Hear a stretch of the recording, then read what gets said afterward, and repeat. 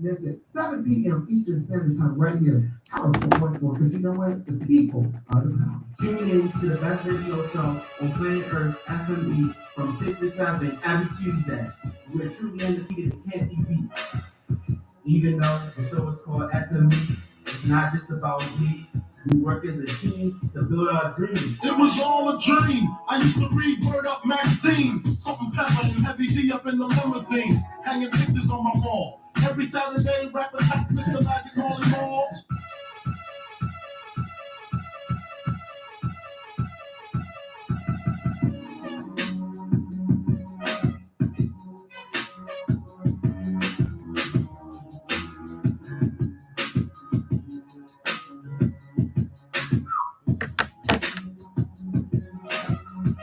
It's your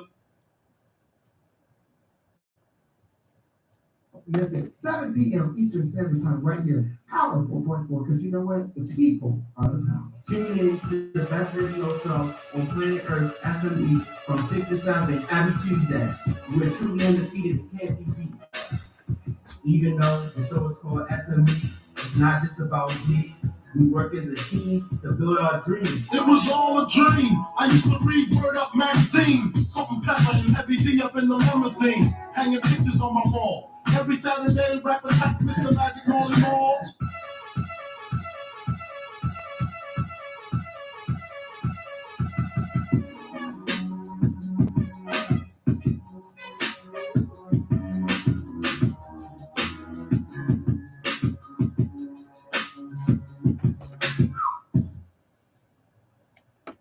Build our dreams. It was all a dream. I used to read Word Up magazine. Salt and pepper and heavy D up in the limousine.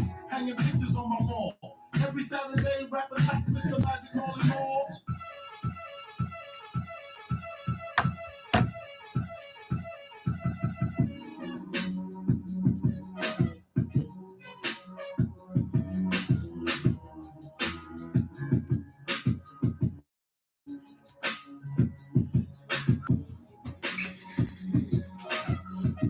It's your boy, your host, King JTH, here live on SME.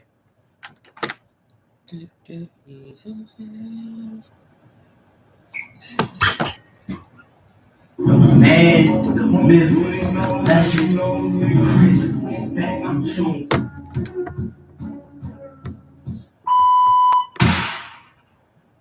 Yeah, straight up get smacked with a paddle. Because it's really like that, this ain't even a battle. They try to mess me up, I ain't even get rattled. I'm toe runner, 6'9", got the man, so they been a tackle. Got the LOP feels like I'm Vontae.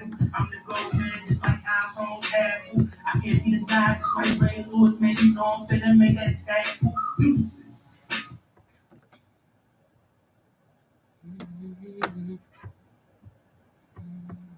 Listen, 7 p.m. Eastern Standard Time right here. Power 4.4. Because you know what? The people are the power. Is the best radio show.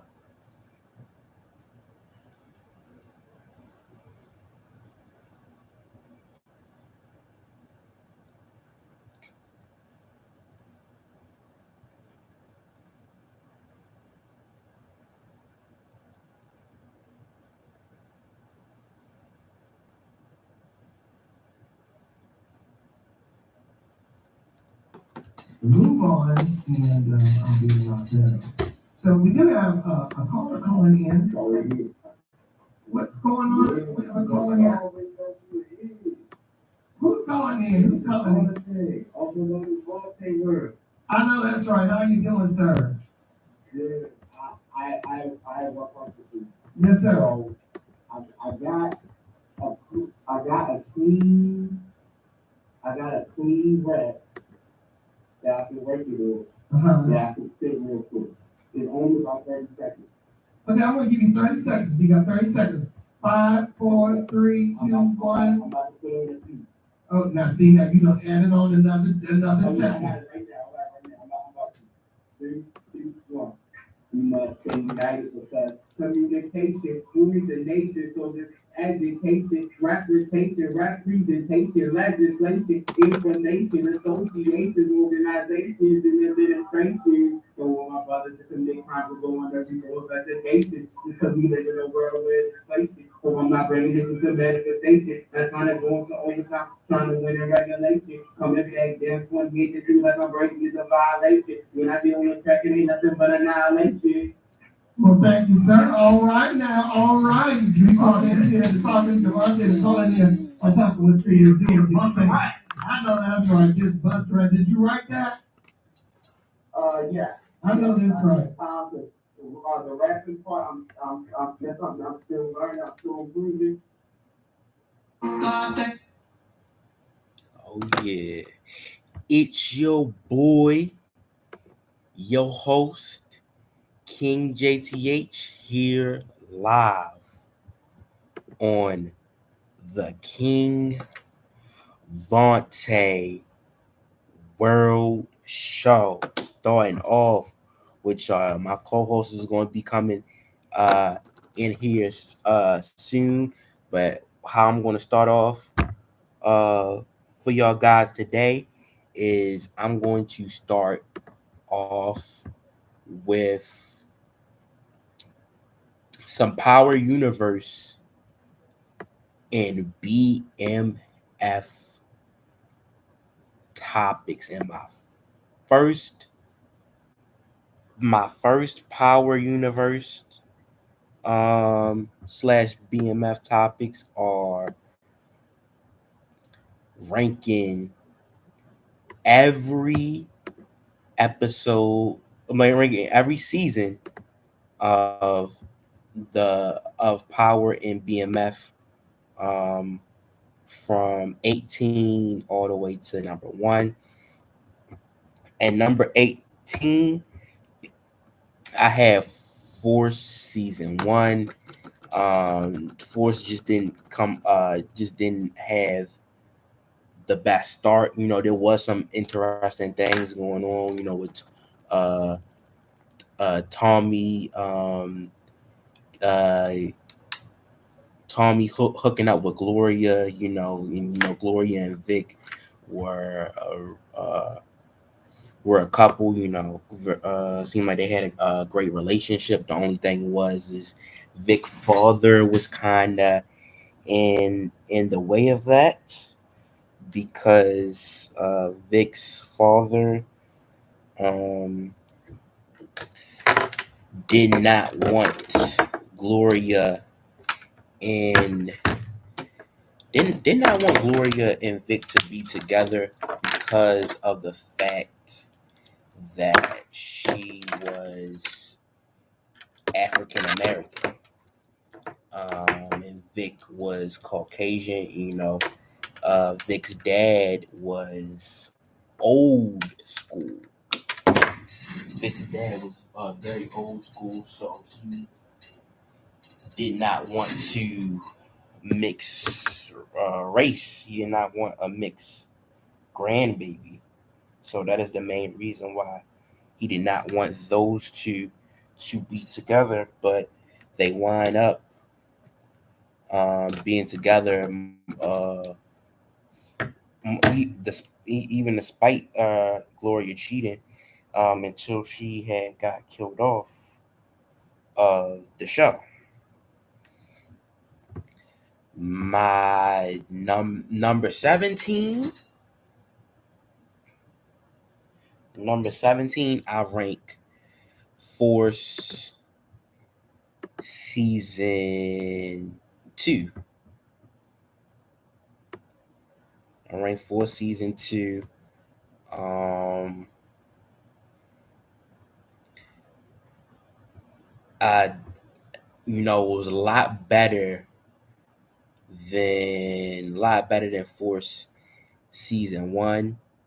Although, um, the other seasons in the Power universe, I feel like was better. But you had some interesting storylines. You had that Claudia storyline, uh, with with her killing, Tommy's new Tommy's new partner. That he had originally, Liliana, who he originally had beef with, but they wind up squashing their beef, and um they wind up being partners in crime, literally in Chicago.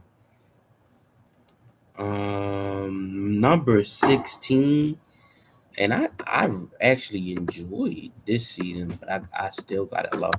Number 16 for me is Power Book 2 Season 4. There was some interesting things that happened in the season. The season ended strong. The season definitely ended strong. Um, the first episode was amazing. With whole, the whole plot lines, the whole plot line of Noma and the Tejadas going up on Tariq's campus to try to, let's say, eliminate him. I thought that was an interesting plot line. And then, with Tariq running into uh, Angela's nephew, Asian Young. Um, Asian Young made the wrong decision by telling that man Tariq who he was, because after he heard that's Angela's nephew, he said he knew he wanted to take him out. He said my my my dad. He said my like your aunt was my dad's. You know what? It did. He took him out cold. Man, but like I've enjoyed all these seasons of Power though. Even ranking up number 15 will be Raising Canaan season 2. Um, Raising Canaan season 2. I definitely think it was a good season, but definitely been a better seasons for Raising Canaan. It's um kind of not the most memorable. Especially like the other season, like last season. The ending with we finding out Unique is still alive. We found found out Unique still alive. The way that Ronnie got killed, and then you know taking out Detective Howard to so Rock can clean up her mess, per se. Um, yeah, yeah. Number 15. Yeah. So that Raising Canaan season 2 was number 15. Number 14 is Power Book 2 season 2. Mecca looked like he was going to be the big bad, per se. Mecca looked like he was going to be the final boss that Noma wound up being, and he seemed more menacing. At least on the physical, at least on a physicality level, he seemed more menacing. But once they made him a snitch,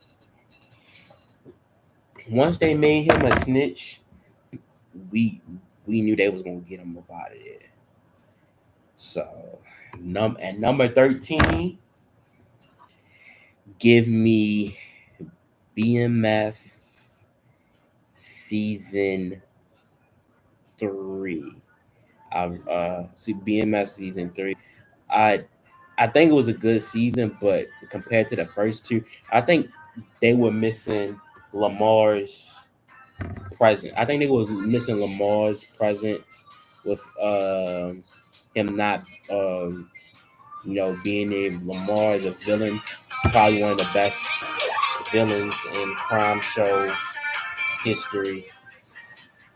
Um, but Henry was interesting villain. Um,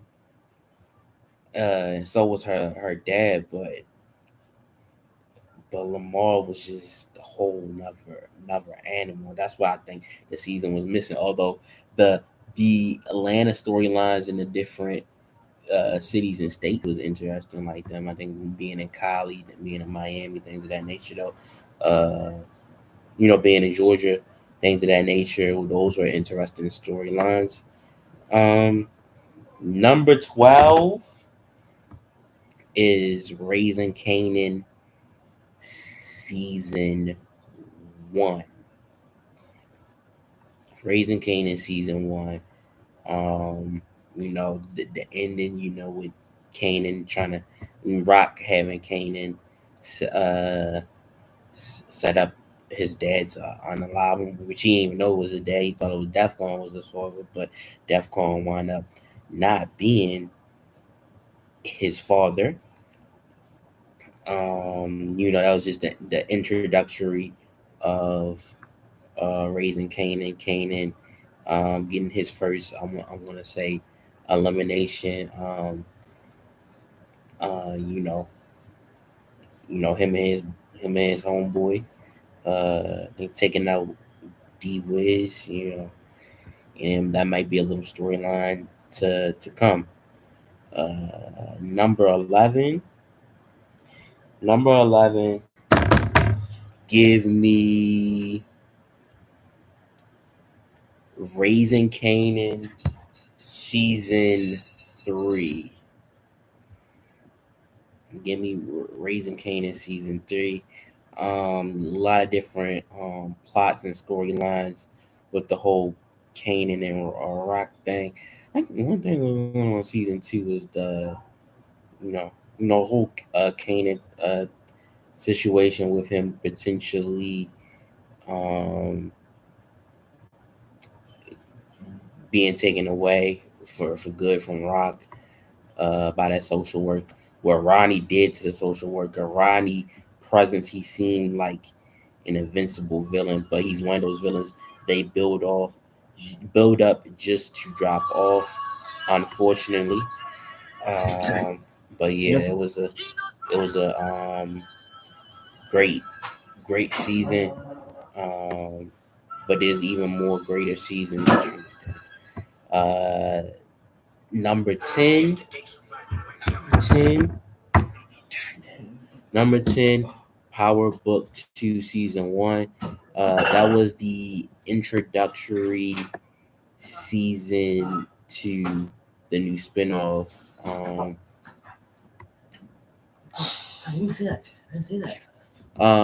That was the introductory season to the new spinoff, things of that nature. Um, you know, how would you take this serious?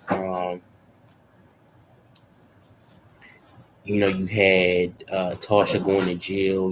Her blaming, blaming Tommy, uh, telling the court that he was the kingpin.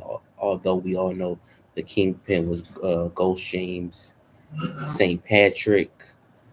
Um, you had that. You had Kane trying to take out Tariq, which almost happened. With the henchmen until Two Bit came, and then you had Two Bit demanding money from Tariq, and then you had Tariq taking out his professor, and then which led to him getting locked up in the middle of season 2. Number 9, give me Power Book 2 season 3.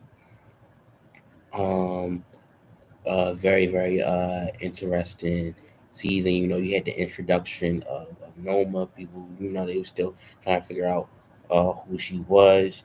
You had the whole crew, whole Tejada crew thinking Tariq shot Monet, but In reality, it was Tasha who shot Monet. Then you had Effie wind up siding with the Tejadas. They had them about to take out Tyreek until Braden came in and saved them. At the beginning of the season, I believe Effie and Tariq was together, and she wound up being with Kane by the end of the season. So you had a lot of wild stuff going on. And at number 8, give me Power Book One season. Power Book One season one with that's pretty much the introduction to Power. Ghost had the first elimination in Power history. Um, we really got to see what Ghost and Tommy has been working on, things of that nature. Um, yeah, and you had Kanan working on the inside while he was still in prison. Very, very, very good season. Um, yeah, yeah. That's what we have so far. Oh yeah. So at number 7, give me BMF season 1. First season with Lamar, the introduction of what Mish and Terry has been doing in the drug game. Their come up, uh, things of that nature, and you had Lamar, who was an issue that they wanted to get rid of um, without eliminating, because the more you eliminate in that type of field, the more attention you get, and it's easier for you to get caught, things of that nature. Number 6, Power Book One, Season 6, the conclusion of the OG Power. I actually do like the ending. The ending kind of makes sense because Ghost, I wouldn't say he was nearly invincible. Like, the only person I really saw taking him out was Tariq, and maybe Tommy. But if it was a situation where they would have to take out each other, like, I feel like Kanan, Tommy was like the only people that could take him out, and it was a situation where they had to take him out together. Only time I really felt like, oh, Ghost might not make it out of this one is season 4, when Kanan pulled up on Ghost, and he told Ghost, "Hey, my cousin got your son. Do what I say." What he did, I was like, "Oh, I don't know how he getting out of this one." Um, that's the only time where I felt like, oh, outside of when Tariq got him at the end, that's the only time I felt like Ghost really could have got knocked off. Um, Number 5, give me Power Book One, Season 5. Had two major deaths in that season, with Tariq setting up Kanan. That crazy shootout with the cops he had. Things of that nature. He wound up taking them. Wind up siding with his family, taking him out. Then you had Tommy taking out Angela, which started a whole war between Ghost and Tommy throughout majority of season 6. Things of that nature. Other things you had, like Power Book One, season 1, you had Tommy beefing with Tasha. You had, you know, it continued, in Power Book 2, season 3, things of that nature. Um, but at number 4, give me Power Book One, Season 4.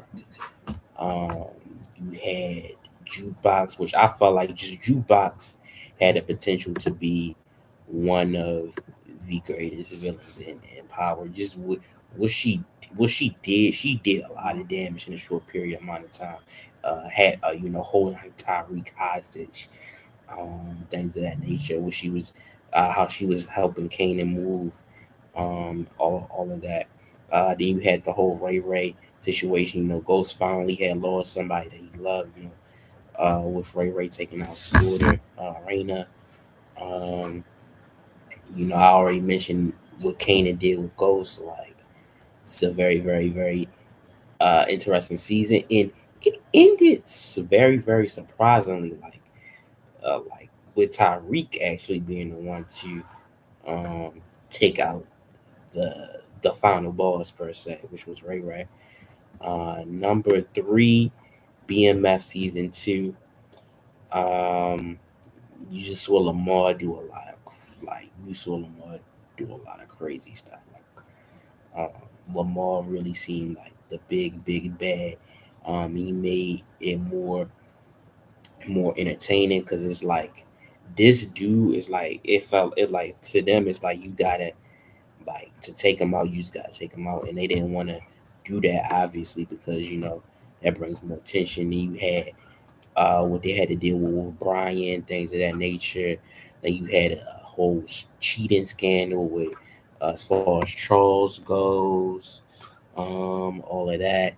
I know it was a season where the baby's sister was going off. Like you had Terry with the baby, you know, drama between him and his baby mother and the girlfriend. Like you just had a lot of stuff going on. And number two, Power Book One, Season Two. Ghost. You had that whole Lobos thing. They trying to figure out what to do with the whole Lobos thing. I think you had, this is start of, them finding out who Angela really was. Kanan coming out of jail, trying to find a way to have Ghost being taken out. Having Sean be in the middle of that. And then him taking out Sean, and then the way it ended between Ghost and Kanan, like one of the best, genuinely one of the best fights in Power. It might be the best fight in Power. And at number one, give me Power Book One season three. Ghost and Tommy took out two plugs this season, and um that Lobos elimination was crazy. They had to literally get him out of a FBI car just to take him out, and then not even knowing there's somebody that's working for him to to take over so they can have to follow orders by him, and then it's not somebody that he could just physically take out right away. He gotta strategically find out their weakness and then take them out, which she did. um, Although I felt like one of the big bads should have been around a little bit longer. Um, my next topic is my top five, my top 10 most liked and most disliked characters in the Power universe. I guess I'll start with my most liked. Tasha Green. I just find her funny. I felt like she tried her best to hold things down, but she just certain things she couldn't deal with. Certain things she was wrong about, and certain things Ghost was wrong about. But she always supported Tyreek. And, she was, but you can argue that she saw Ghost as the biggest dealer in the city, and that's all she swung with as. But um, and you can debate who really cheated first. But she took a lot of stuff from him, and he took some stuff from. He had to take some stuff from her, um, as well. Number nine, I did like Monet.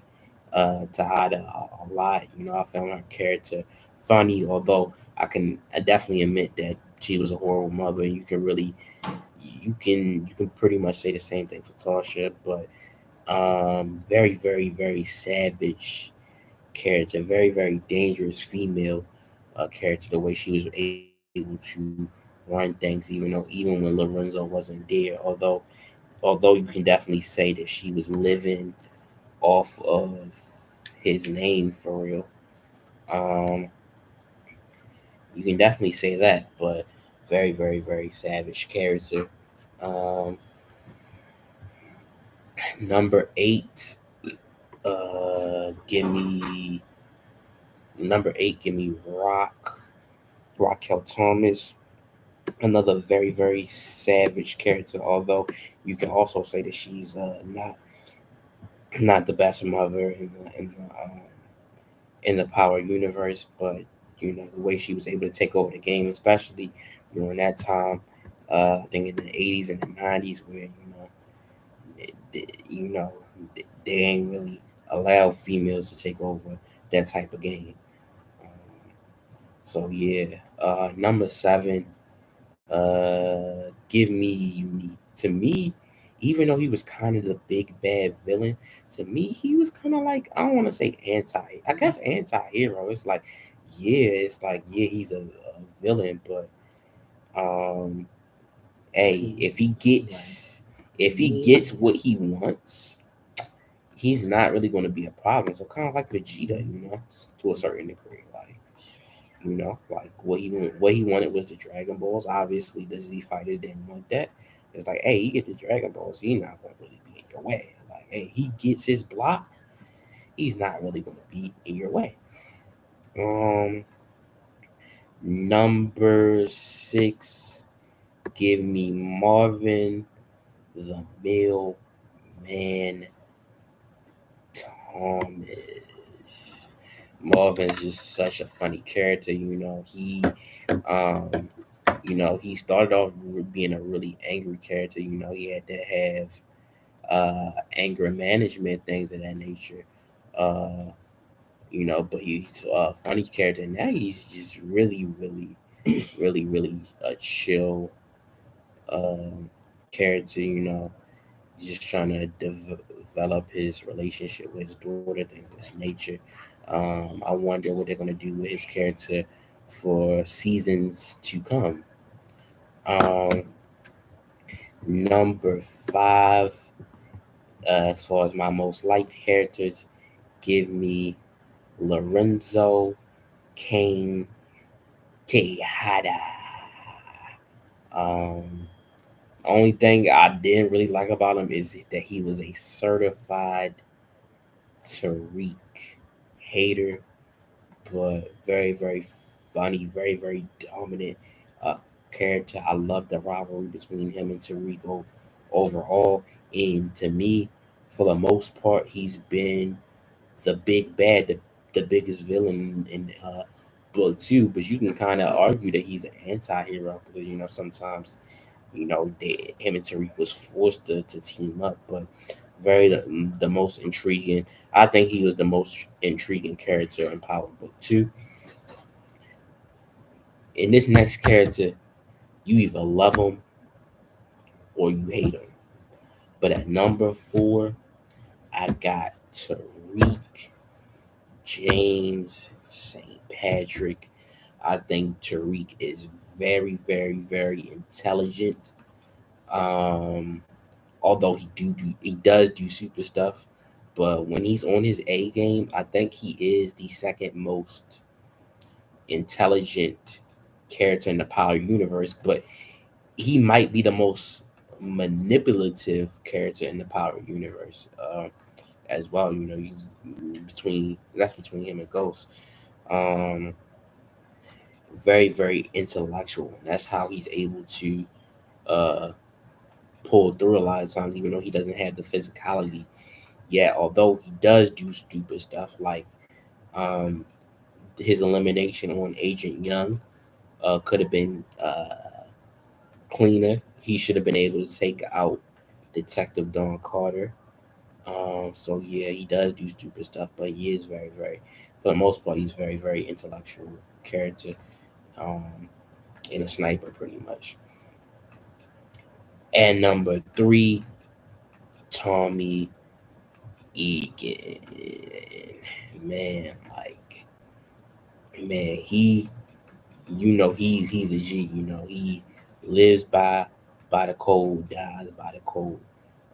He only knows one way, and people know not to mess with him. When he was younger, they messed with him.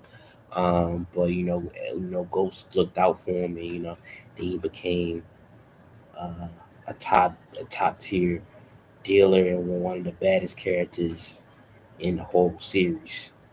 Number two, my second favorite character in the Power universe is Kanan Stark. That man don't play.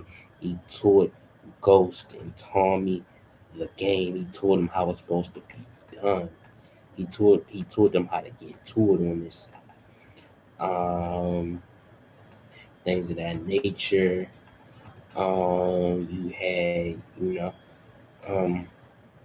and he might just be straight up the most savage character in the whole Power universe. Um, and then number one, of course, James Ghost St. Patrick. The face of the whole universe, pretty much. You know, uh, some people can argue without Ghost, there's really no show for real. Ghost is there, and he really seemed pretty much invincible, and I really do think Tariq was the only person that could take him out because he didn't have the heart to actually do that to his son, like Kanan did. So he did. I think the most ruthless character is Kanan, but the most intellectual character um, uh, is Ghost, and that's why he is the most beloved character in the universe, and that's why he gotten out of situations that, as great as a lot of characters are in the universe, they wouldn't they wouldn't have been able to make it out of. So yeah, as far as my my most disliked characters, however, it's whole a whole different story. At number 10, give me Jabari Reynolds. Um, you know, he was a very, very, very nosy professor, all in Tariq's business, wanting to make a whole. Um, he wanted to make pretty much a story about Tariq's life. I guess he wanted him to confess some things of that nature.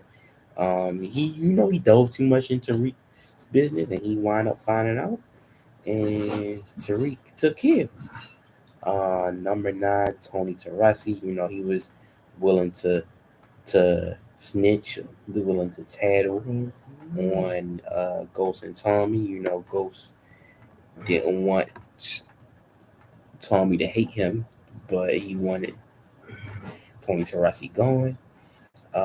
He wound up having the plug convince Tommy to do it, and Tommy did it, and then that's another reason why they started beefing. I think it's when Tommy went for Angela, uh, he was aiming at Echoes. Number 8, Ray. First he was a dirty cop, a dirty cop in New York, as well as alongside Jukebox, and he tried to, you know, he tried to do a young Tariq dirty. He wound up taking out a teenage Raina, that was still developing in the world. He caused a lot of issues down the future. For all the people that hate Tariq for killing Ghost, Ray Ray's a big reason because um, Ghost was not going to take the fall for that. But he also felt like he was the kingpin, so if he take the fall, everybody goes down. Which to a degree he was right. So dirty cops, you know, like three things in the Power universe you don't like: dirty cops, FBI agents, and snitches. So you already know how the list is gonna go. Um, Number 7, Detective Malcolm Howard. Detective Malcolm Howard. He, you know, he, we found out that he was, Kanan's uh, father. You can argue he was a dirty cop. Yeah, he was a dirty cop. You had that whole thing with him and Rock. To a degree, was starting issues with that. And he tried to get Marvin to take the fall. Rock wasn't having that, so he had to go, and he got up out of there. At number 6, give me Blanca Rodriguez as um she's I think she was on Ghost to a certain degree, and she definitely been on Tariq a lot. She's a fed on the show, and we don't really we don't really rock with that. Um at least with powers, at least as far as power goes. Number 5, give me Cooper Sacks. He's probably the guy who tried his absolute hardest to go after Ghost. Like he boom, boom, boom, boom. Like he would not stop going at the Ghost. He was determined to get Ghost on something. And then if he couldn't get Ghost, he was going to Tommy. Then he was going to Tariq. Like this guy was obsessed. He was right, but he could never prove it because they were so good at what they did. And it wound up being his downfall. Even when he was supposed to be on Tyreek's side, he was still working against Tyreek. Like he wanted to prove that he was right this whole time for so long, and that came to his demise. Mike Sandoval, he was kind at number 4. He was kind of a dirty FBI agent. The way he got down, like just a very just a crook of all crooks. So that's why he's at number 4. Top 3 should be self-explanatory, and especially the top 2. One, I had this disclaimer. I'm really debating what should be number 1 and what should be number 2 on the top 2. At number 3, Greg Knox. Greg Knox, you had that storyline with him and Angela. Um, he was one of the people that wanted to take Ghost down. Then he felt like they had something going on, so he was jealous about that. Um, just very, very, very annoying character. Number 2, ooh, I don't know. I might want to put him number 1, but number 2, because I loved this character until we found out that he was a snitch on the show. Number 2, Dre. Dre, he wound up telling being one of the biggest snitches on the show. Um, at first I felt bad for him because it was like he was in the middle between Ghost and Kanan, and then I guess Tommy said like he was just in the middle of so many different things, but he wound up he felt like he had pressure like he probably should have got eliminated. He like season 5 and he found a way not to get eliminated. And one of the ways he found a way not to get eliminated was Snitch. And the crazy thing is he almost got away with all of that, but he just had to turn back around. He just had to go for gas to get locked up. Otherwise, he would have went away scot free, even though Ghost know he snitched. That's the crazy thing. Number one, Angela Valdez. Make sure it's short. No, it's not. Oh, yeah, it is now. Angela Valdez. You know, her. Getting Ghost locked up. Her going. Trying to get Tommy Egan this whole time. Contributes to the reason why I don't really. I didn't really like her character at all. She can argue she contributed to the divorce of contributed to Ghost and Tasha not really being together. You had Tasha with Sean as well. Um, okay, something. Okay, we can get on to other things.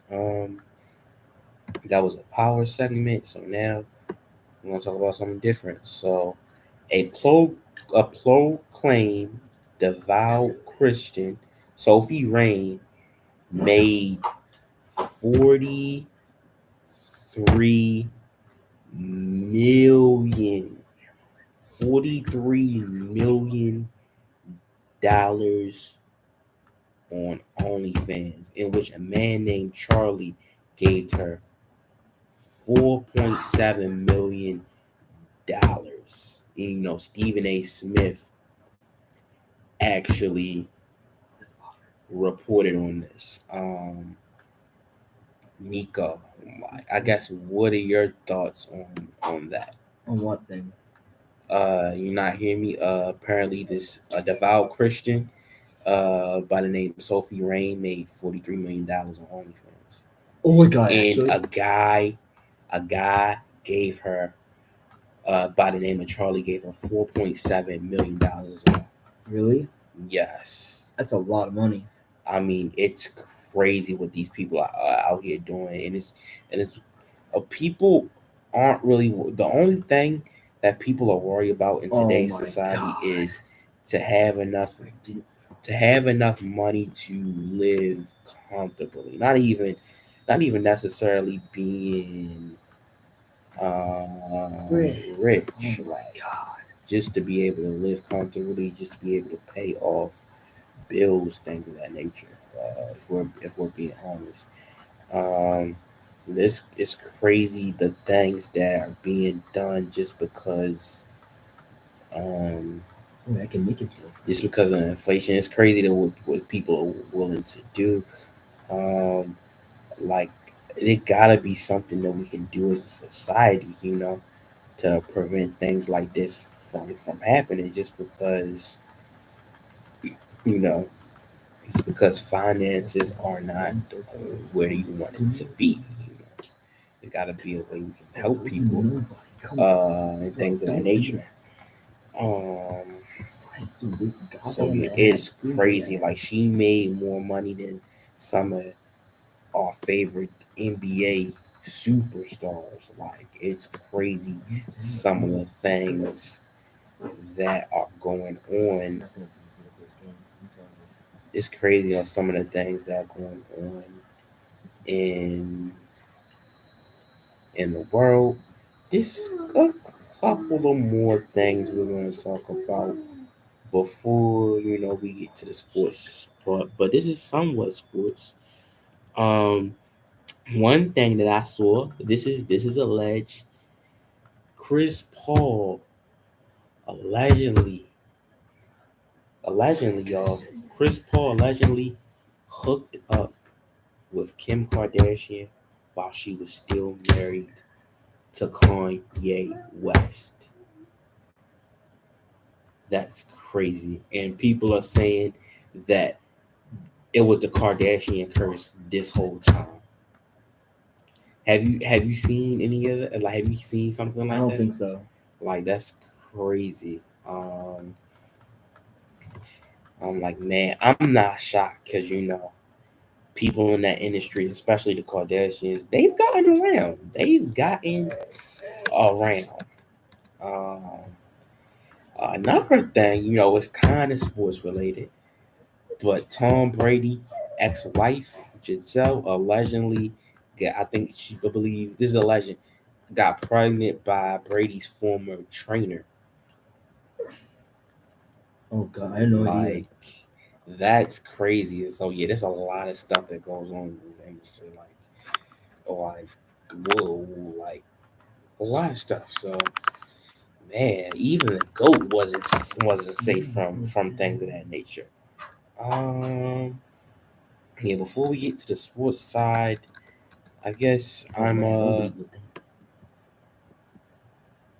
I'm gonna ask you some questions as well. So my first question for you, Nico, Yes, but why are we talking about this? is Why don't we just talk about that's my show. It's my show. I'm teaching you how to be a host. Um, Al? my first question for you is: if you were trapped in a room for 3 days, what shows would you binge watch and why? What did I watch? Yeah, what shows would you binge I watch? don't know what I binge watch, honestly. I just don't know. I don't know what. Just think of some shows. I What think I shows binge do you watch like like? ESPN. I guess. Okay, what shows on there? Like if there's First Take, there's Get Up, there's well I also want to watch NFL Network or maybe MLB Network if there's any like big news on. Like it could be like Me, I would. I'm trying to think of some non-sports related shows. So, and there are plenty of one good ones like Wheel of Fortune. one thing I would binge watch. I talked about is Power. I always find something uh, new that could be talked about when I watched when I watch the show. Boondocks. I just think that it's hilarious, one of the most funny shows of all time. And then what's nostalgic for me is Dragon Ball Z. Um, my favorite show growing up, or at least one of my favorites. Uh, that leads me to another question. What was your favorite TV show growing up and why? Well, I mean, besides ESPN, Yes, and just non-sports related. If like you had honestly, one. I don't know. Like growing up, I used to really like the Mickey Mouse Clubhouse. Okay. Why did you like Mickey Mouse? The reason I the reason I liked it so much is because I really enjoyed like cartoons when I was very little. My favorite show. Well, I had a lot of shows that I like, but I'm gonna pick Dragon Ball Z. It had a mix between action and comedy, a lot of different storylines. Um, it was definitely must um, must see TV. If you have a favorite show currently, uh, what what would be your current what would be your current day uh what would be your current day favorite what would be your current day favorite TV show, and why? My favorite current day TV show. Yeah. Well, it would definitely be ESPN. Oh yeah, okay. Me, I'm trying to think outside of sports. So I would say the Oh man, Power Universe. There's so many different plot lines. There's so many things, so many different theories that we can come up with things that we haven't even seen. Definitely the best show uh, that we have out so far. Um, what are some hobbies that you have? some hobbies I have. I think a good hobby I think that I have is is what's it called? You know what's a nice hobby I have is like I don't know. I'm trying to think of like Just think of one, maybe one or two. um let me think of it. Um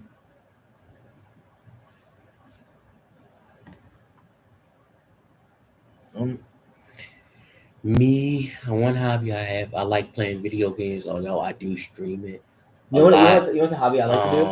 I like to Um, besides watching I like going for long walks. besides I what like being on the phone. I guess that's some hobbies I have. I I'm like kind of like doing streaming, these although things. this is becoming a profession. Um, oh, I'm sorry to cut you off. What were you gonna say?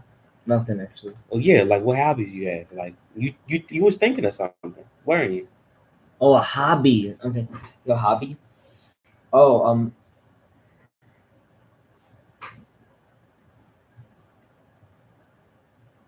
Just think of one or two things. I mentioned playing video games. I mentioned being on the phone. I mentioned going for walks.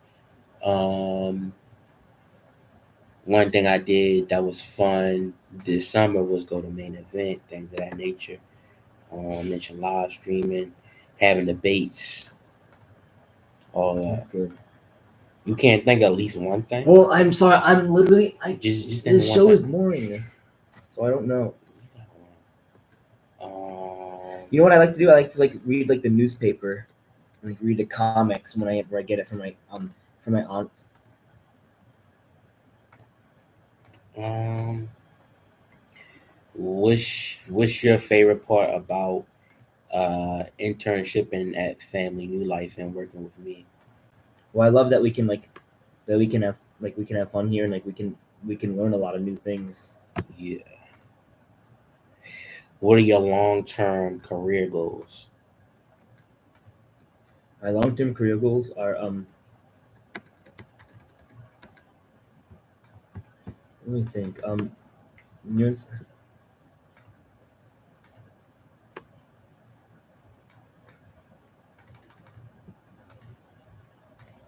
um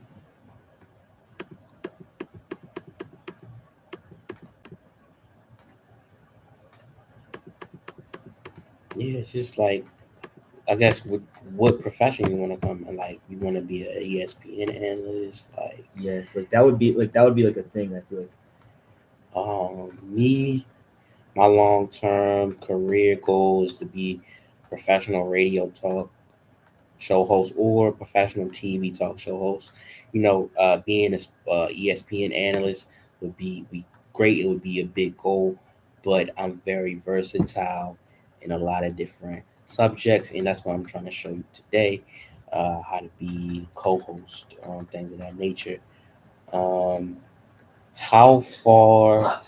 How far would you be willing to relocate to achieve your goals? look, I could locate down to like Florida. Me, hey, well, wherever I gotta go to to accomplish my dreams. What are some things that you think you need to improve on to achieve your career goals? Um,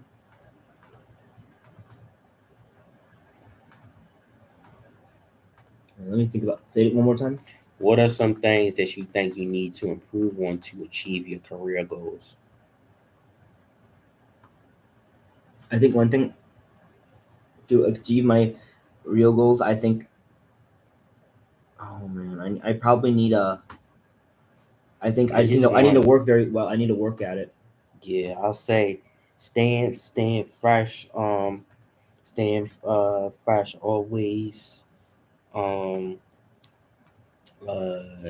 staying fresh, continue to be a good communicator, continue to be as versatile as possible, continue to be creative, continue to separate myself from others, um, uh, things of that nature. One thing I think you would need to, because this is what I had to do is you might sometimes, if you want to make it in media, you might sometimes have to talk about things outside of sports. When I radio interned here, I didn't have. It was after our fourth episode. I didn't have a number two for sports related things, so it would have just been me dominating the conversation.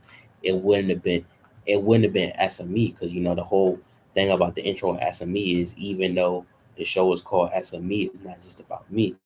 So I did some things outside of that. So we interviewed um like a consultant. We interviewed barbers, hair owners, things of that nature, and it really elevated my game, because the consultant went on there and rapped, and I'm like, can't nobody outdo me. So I had to spit on the track. And I've evolved way, way, way beyond sports. That's why I can get on here and talk for however long about whatever I feel like talking about. I'm not stuck in one lane. I can compete with all the guys in the media, everybody in the media.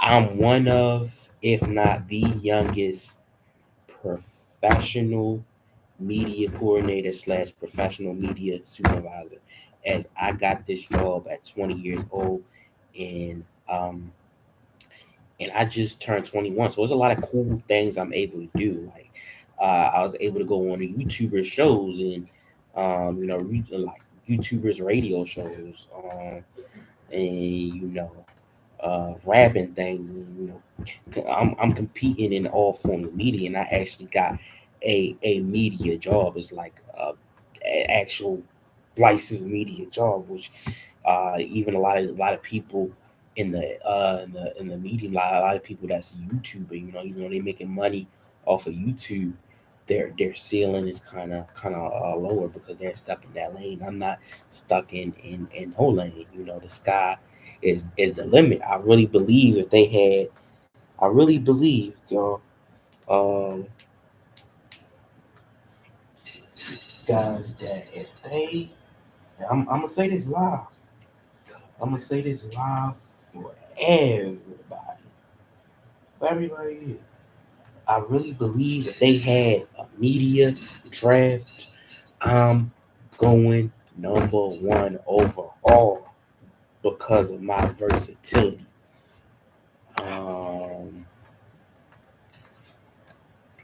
I guess, what are your thoughts on where I think I need to improve, and where I think you need to improve? What are your thoughts on that? Or did you hear what I said? I mean, I did, yeah. I think Oh yeah, what are your thoughts on it? on what, bro? Oh my What are your god. thoughts on the areas you believe we need to improve on? I mean, what thing?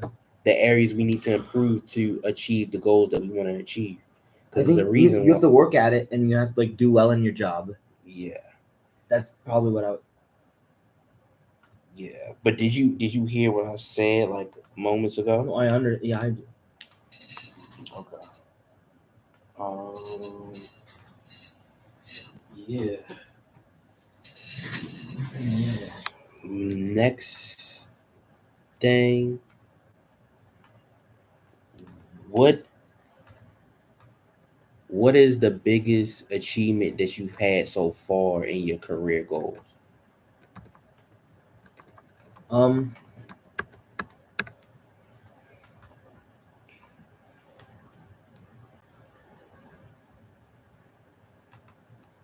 like so far, like I feel like I really want to achieve a What's the biggest thing that you think you've achieved so far in your career goal?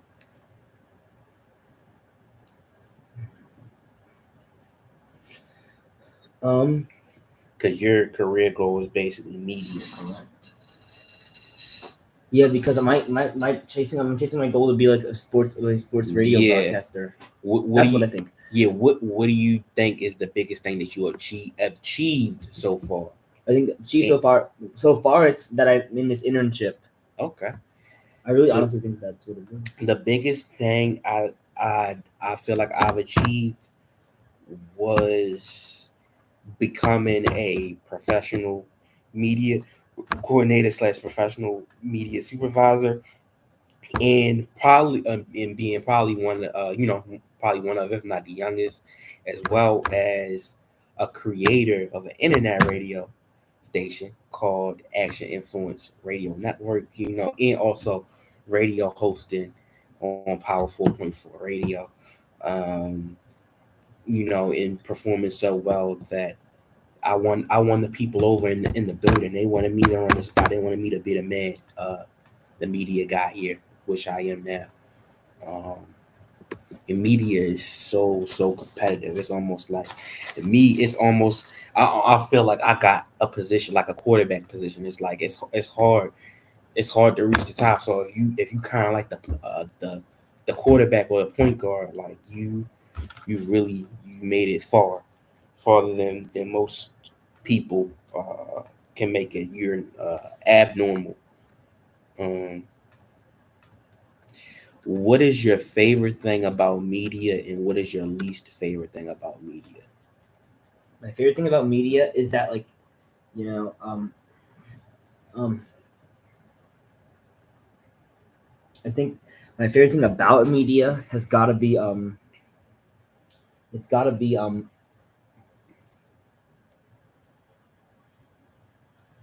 oh man, let me think about it. My favorite thing about media definitely um is definitely like when people are talking about like what's going on like in the world and all that.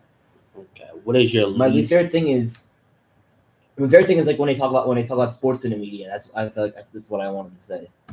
And then my least favorite thing about media is like when they talk about politics.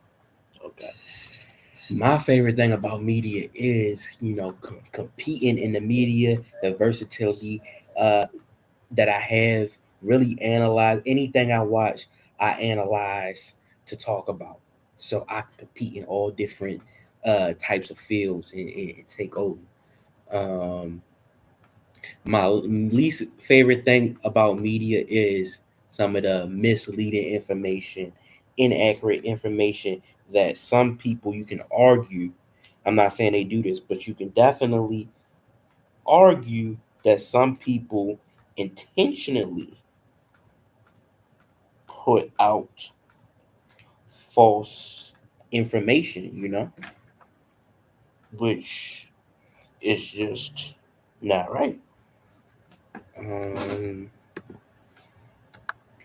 some other things, towards the second half, we're gonna get into sports, but I got some more things. I got some would you rather's for you.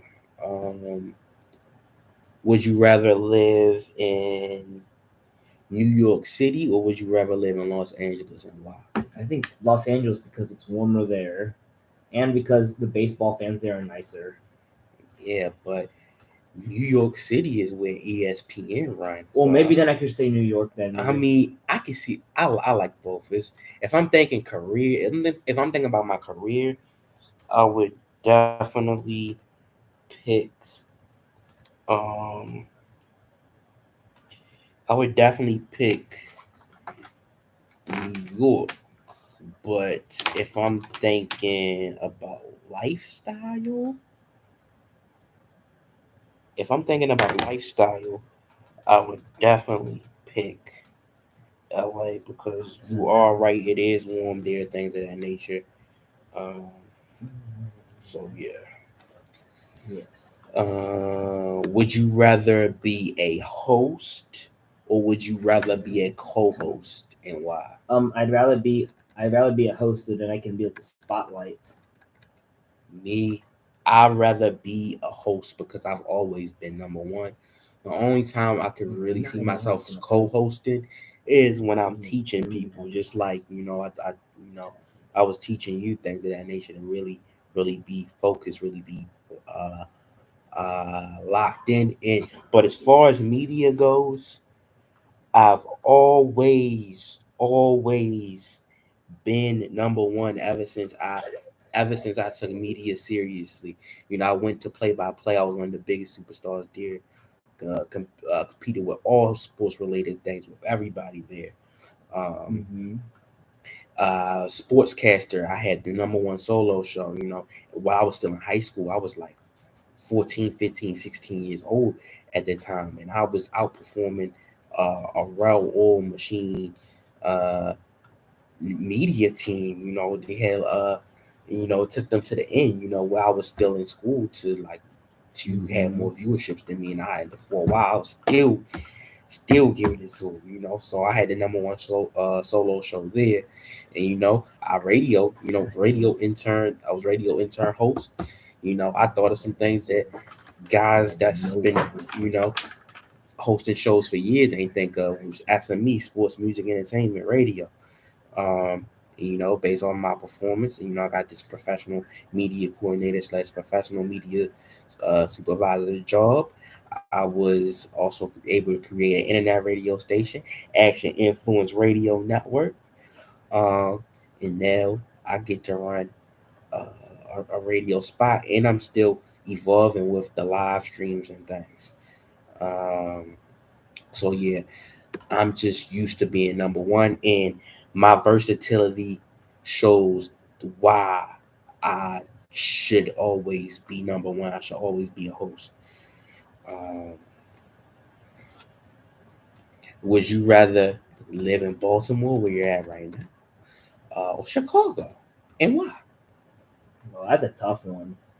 I mean, I might say Chicago because there's so much fighting in Baltimore. It's like that in Chicago too. I'ma just ride with my city. It's a Maybe I lot. want to go for Baltimore. You know what? Maybe I'll I go for got Baltimore. I got my Ravens. And I know where to go and where not to go in Baltimore. I know how to maneuver around the city. So I'll pick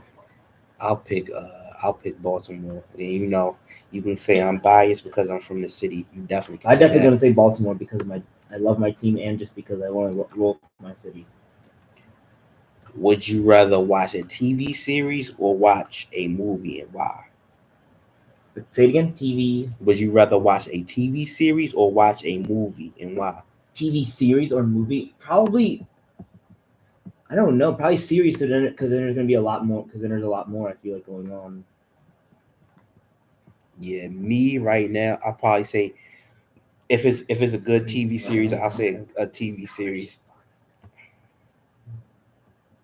Would you rather be a radio host or a TV host, and why? Radio host or TV host? Yeah. Probably radio host because I want to get discovered on the radio. Okay. Me, I'm good with either one, but for now, I'll say radio host since I own an internet radio station. Well, not own. I'm a creator. I'm gonna say creator. I'm a creator of a radio internet station. Now I'm going to do some blind rankings on some uh video games. So blind rank some video games 1 through 5 without knowing what's next. We'll do that with like. 5 is the worst and 1 is the best. Fortnite. That's probably 5. To the worst. Okay. Madden. 1, 2K. 2, Xenoverse 2. 4. Pokemon Go would be number 3 for you. I guess. But I would, yeah. Okay. Blind rank some TV shows without knowing what's next. Teen Titans. That's a 5. I can't. And plus, Will Levis sucks though. No, Teen Titans. No, I know it. it's a But video. Will Levis likes that. It's a cartoon. Do you understand network. why Will Levis likes it? Yeah, it's a It's his cartoon. team. It's a Cartoon Network show. Yeah, I know. But still. Foster Home for Imaginary Friends. That'd be like 3. SpongeBob. I think that would probably be like a 1, probably Avatar. 4, and then Dragon Ball Z is 2. number 2. Yes. Blind rank some movies. Dragon Ball Super Battle of Gods. Dragon Super Battle Gods. Dragon Ball Super Battle of Gods. I'll put that at a 3. Marvel Endgame. Oh man, let me think about that. That's probably gonna be maybe a 2, Marvel Black Panther. a 5. Um, Dragon Ball Super Broly. I'll take that as a 4.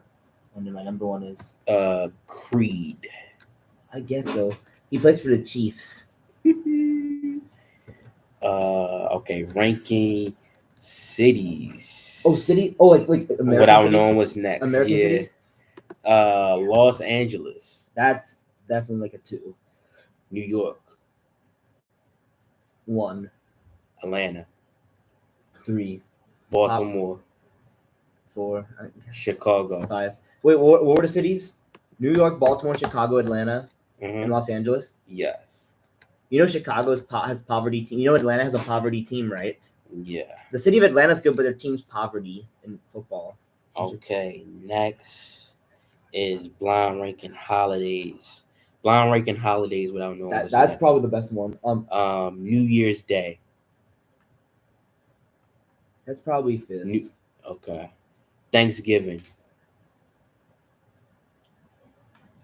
I think I'm gonna give that as a 2. 4th of July.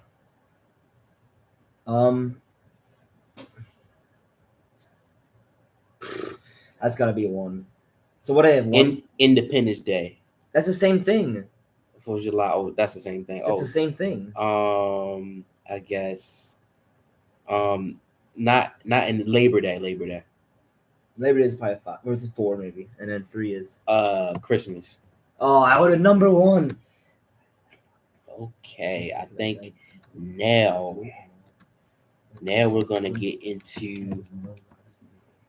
I did look. We're gonna in get this game. into. Look, so in this game, we're gonna get into your favorite, which is sports topic. Yes.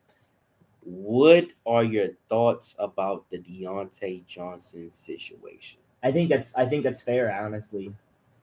Yeah, I mean, I'm a say it from his perspective, and then I'm gonna tell you what I think. I can see from his perspective because he's always been number one. He used to be a number one. He was number one in high school, number one in college. He was the number one wide receiver on the team. So it's like he's always been used to being number one, and now he doesn't even have a chance to compete to be number one. I'll kind of be mad too. It's like not to a degree, but like to a certain degree, although I think this basketball player is a better basketball player than he is a football player. It's like Carmelo Anthony, when he was on the Thunder, he's like, I'm not coming off no bench. I'm Carmelo bleeping Anthony. Like do y'all not know who I am? Like I've been a number one up my whole life. Like we not starting this now. Cause like me in media, throughout my whole existence, I've been number one. Whether it was me by myself, solo on a solo tip, or if I had a crew, I was always number one. So I would feel some. It's like somebody came here. I would feel some certain type of way if somebody tried to take the throne from me. And, I had to do some things to take the throne here. My whole objective when I interned here was to learn everything from the guy that was running it, so I could take over, and that's exactly what I did. So I can see that perspective, but you have to show up. Like if you're under contract, you have to show up, because you don't show up, you don't get paid, and whatever consequences they give you for that, you gotta take those consequences. It's just like here, like if my boss found out I wasn't here, guess what? I'm not getting paid, and there's no reason for me not to be here because I absolutely love this. It's helping me be able to build with, it's helping me it's helping me balance things, balance life. It's teaching me things. I'm growing. I'm evolving so much. We're evolving together. Things of that nature. So I can definitely see why Deontay Johnson was frustrated. But if you're under contract, you definitely gotta show up. You gotta have the most you gotta be as professional as possible. Especially somebody taking my spot is number one. I that should motivate me to perform better because it's like what somebody took me off the throne. I'm like, no, I'm coming in extra, extra, extra hard in the show why I'm number one, um, and why nobody else is on my level. Okay, next, Jalen Hurts versus Kyler Murray. Who do you think is better and why? Jalen Hurts because his team is better, and I feel like he's not only a dual threat. I think he's more consistent with the football. Like he takes care of the football more. Jalen Hurts definitely. It depends on what you want. If you want speed and elusiveness, you want Kyler Murray. Hard to tackle because he's so fast. But if you want uh somebody that's hard to tackle off of brute strength, and Jalen Hurts. I think Jalen Hurts is a little bit more accurate with the football, and I would take him. Because he's bigger. I think he's harder to um, actually injure. But I do think that it's very close. But I would have to agree with you. I do think that Jalen Hurts is a little bit better than Kyler Murray, but I do think it's definitely a conversation that I do think it's definitely a conversation that can be had for sure. 120%. Um,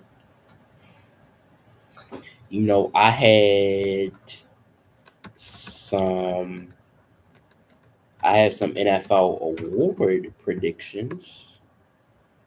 Um, I guess I'm gonna start off. I'm gonna start off with what I predicted before the season. Before the season started, I had predicted C.J. Stroud to win MVP. I had predicted Christian McCaffrey to win Offensive Player of the Year. Neither one is happening. I had predicted Micah Parsons to win Defensive Player of the Year. I had predicted Dan Campbell to win Coach of the Year. I had predicted Vic Fangio to win Assistant Coach of the Year. I had predicted Caleb Williams to win Offensive Rookie of the Year. Dallas Turner to win Defensive Rookie of the Year. I had predicted Aaron Rodgers to win Comeback Player of the Year. I had predicted Caleb Williams to win uh, Rookie of the Year. I had predicted Derrick Henry to win Walter Payton Man of the Year. Eric DeCosta to win Executive of the Year. And I had predicted the Ravens to win the Super Bowl.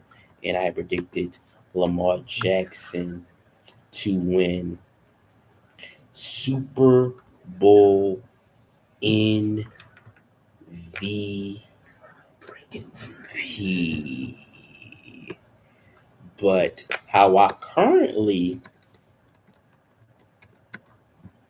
have things, how I currently have things set up, as far as award predictions, um, I think it's going to come down to two people, Lamar Jackson and Josh Allen. But with Josh Allen, the Bills would have won that game, that would have made his MVP case But extremely he's such good strong. stats. I feel like It would have made his MVP case extremely strong, but I do think Lamar still has a chance just because there's no big gap between the Bills and the Ravens record. Bills The are better team. Ravens, the Bills are better. Ravens won head to head. So I do have Lamar MVP, but I can see Josh Allen winning. Lamar could definitely win MVP. I His team isn't good, but I do think Josh Allen could win MVP as well. For Offensive Player of the Year, I have Derrick Henry winning Offensive Player of the Year, but it can definitely be Saquon Barkley. It's between those two for sure. Me, the Defensive Player of the Year is clear as day. I hate to say it, but I do think T.J. Watt is going to win he's insane. I think he's gonna win Defensive Player of the And he has Year. before. He won Wait, let me before. finish. Let me finish. Jaden Daniels, I think is gonna win Offensive Rookie of the Year. Um, uh, Jared V's, for the Rams. Oh, he's I think he's gonna win Oh. Defensive Rookie of the Year. I think Joe Burrow is gonna win Comeback Player of the Year. Dan Campbell is my Coach of the Year. Assistant coach, I said Michael Clay. Rookie of the Year, Jaden Daniels. Walter Payton Man of the Year, I'm not really sure. But I said Travis Kelsey. I guess Executive of the Year, Don Payne. Uh, and right now, unfortunately, if I'm being honest, it's looking like Kansas City's going to. I'm not picking against them until they lose. I Yeah, hope they I think same lose. too. I'm gonna pick the So Chiefs to I'm win gonna the pick Super the Bowl right now. Chiefs to win the Super Against the Bowl. Lions, maybe. I'm gonna pick the Chiefs to well. Let me finish. I'm gonna pick the Chiefs to win the Super Bowl and Oh. Patrick Mahomes to win Super Bowl MVP. Oh, of Unfortunately, course. which in my opinion will put him as the second greatest quarterback of all time. But what are your award predictions? My Your award turn. predictions. What's the first award prediction? What are your award? MVP, Offensive Player of the Year, Defensive Player of the Year. MVP, I'm gonna have to go with Josh Allen. Wow, why do you think Josh Actually, Allen? no, wait, I'll put with Lamar because he's his stats. But Josh Allen's team is better than Lamar's for sure. Yeah, we yeah. destroyed them. He destroyed them, but they're still better than we are. Offensive Player of the Year, who do you think is that's probably Josh Allen. You think they're gonna give that to him over Saquon Barkley or Derrick Henry? Because it seems like seems like I'll give Derrick Henry that. Or actually, I Okay. think Barkley is gonna get it, but I want Derrick Henry Yeah. to. I think Saquon is gonna get it. Yeah, I can see that. It seems like the MVP goes to the quarterbacks and the Offensive Player of the Year goes to the non.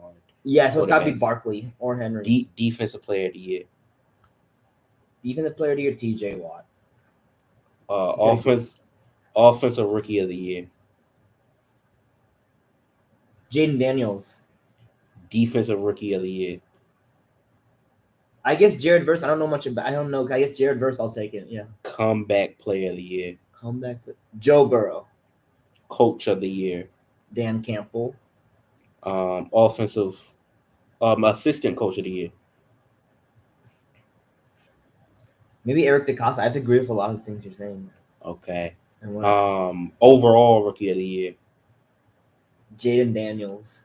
Walter Payton Man of the Year. I don't know. What did you say? What did you say? I'm not. I said Kelsey. I'm just picking. Well, somebody. Roquan Smith. I think he's a multiple Man of the Year for us. Okay. Let's take Roquan. I think he is for our team. Executive of the Year. That's got to be DeCosta because of the way what he's done. Super Bowl champions. I would say the Chiefs, but I'm gonna take a chance. I'm gonna say the Lions are the Super Bowl. Okay. Definitely not the Who Ravens. do you think will be the worst team in the National Football League? I think the Jaguars. Or actually, no, I think the New York Giants. I was gonna say the Giants as But well. as long as it's not the Raiders because we lost them. I just don't want. I want them to win, don't you? I'm cheering for them over the Falcons, and we know it's bad. As long as they're better than the Giants. No, but I'm just saying that the reason I want the Raiders to win is because how much I hate John Harbaugh. Because it's his fault because we hate him so much. Wait, let's talk about fire John Harbaugh on there. We're gonna fire Harbaugh. We'll go on to the next topic. I want to fire Harbaugh. What are your thoughts on Beyonce performing at the Ravens Texan game on Christmas? And what are your thoughts on Kendrick Lamar performing at the Super Bowl halftime show? So I think that Beyonce performing at the Ravens Texans Christmas Day game is very good because I think that would just give a good audience for that game. I think that's going to be a good game. Well, I think the Ravens will definitely win. And then I think for Kendrick Lamar Super Bowl, you said it? Yeah, Kendrick Lamar. I think that would be good just because. Did you hear there was another diss track of Lil Wayne, of Not Like Us? Lil Wayne made a diss track? Yeah, on to Kendrick Lamar. It's a real one? I thought it was fake. No, I'm not kidding. It actually did about Super Bowl. I seen it, but I thought it was fake. It's not fake. I think it'd be a fun halftime show as far as the Christmas game goes, with Beyonce being from Houston. Although the lights cannot go out again. I'm not gonna forget about that. The lights cannot go out again, but I think it'd be fun. She's from Houston, so and then Kendrick Lamar, we're gonna hear him call Drake some names on national television. That's gonna be wild. Slang for Gonna him. hear him, yeah. I'm gonna give y'all my NFL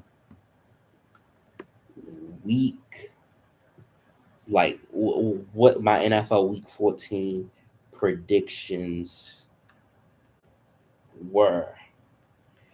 So I had in NFL week 14, I had the Detroit Lions defeating defeating the Green Bay Packers Yeah, me too. 27-13. The Detroit Lions wound up winning that game, I believe 34-31. I had the Tennessee Titans beating the Jacksonville Jaguars 24-21. I had the Miami Dolphins defeating the New York Jets 31-28. I had the Minnesota Vikings defeating the Atlanta Falcons 27-24. I had the New Orleans Saints defeating the New York Giants 20-17.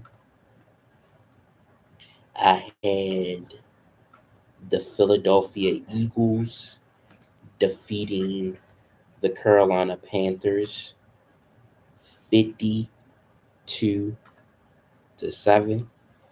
I had the Steelers. I just wanted to get disrespectful. I knew it wasn't going to be by that much, but I thought Philly was going to win by like 3 touchdowns.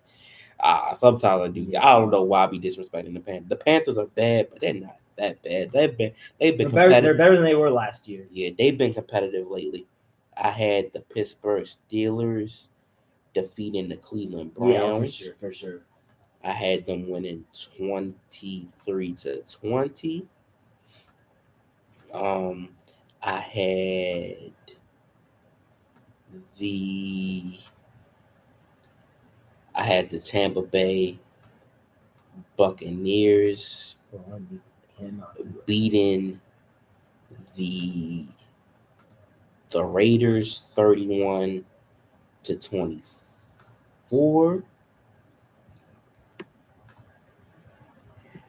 I had the Cardinals beating the Seahawks 13-10.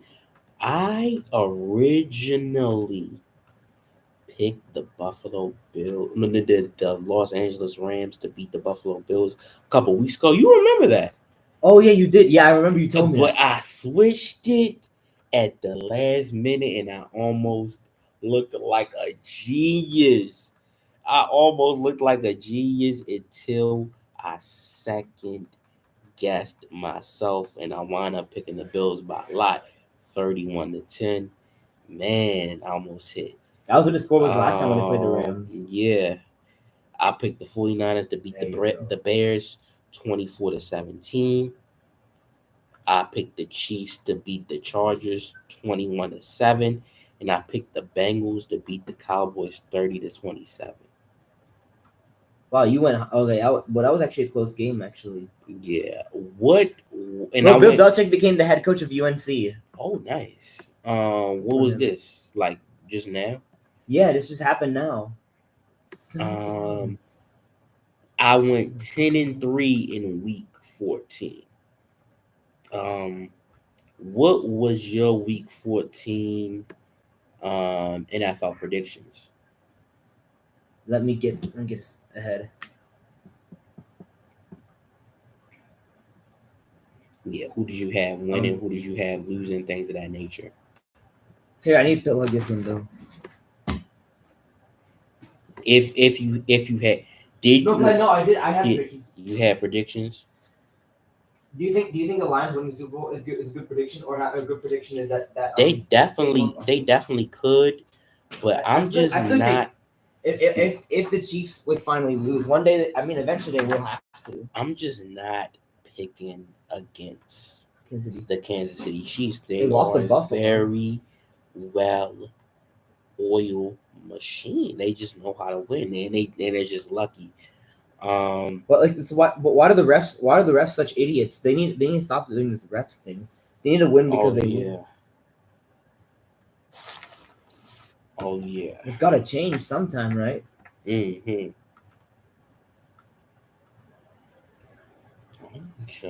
Make sure that green is on the mic. Is it on? Green. Yeah.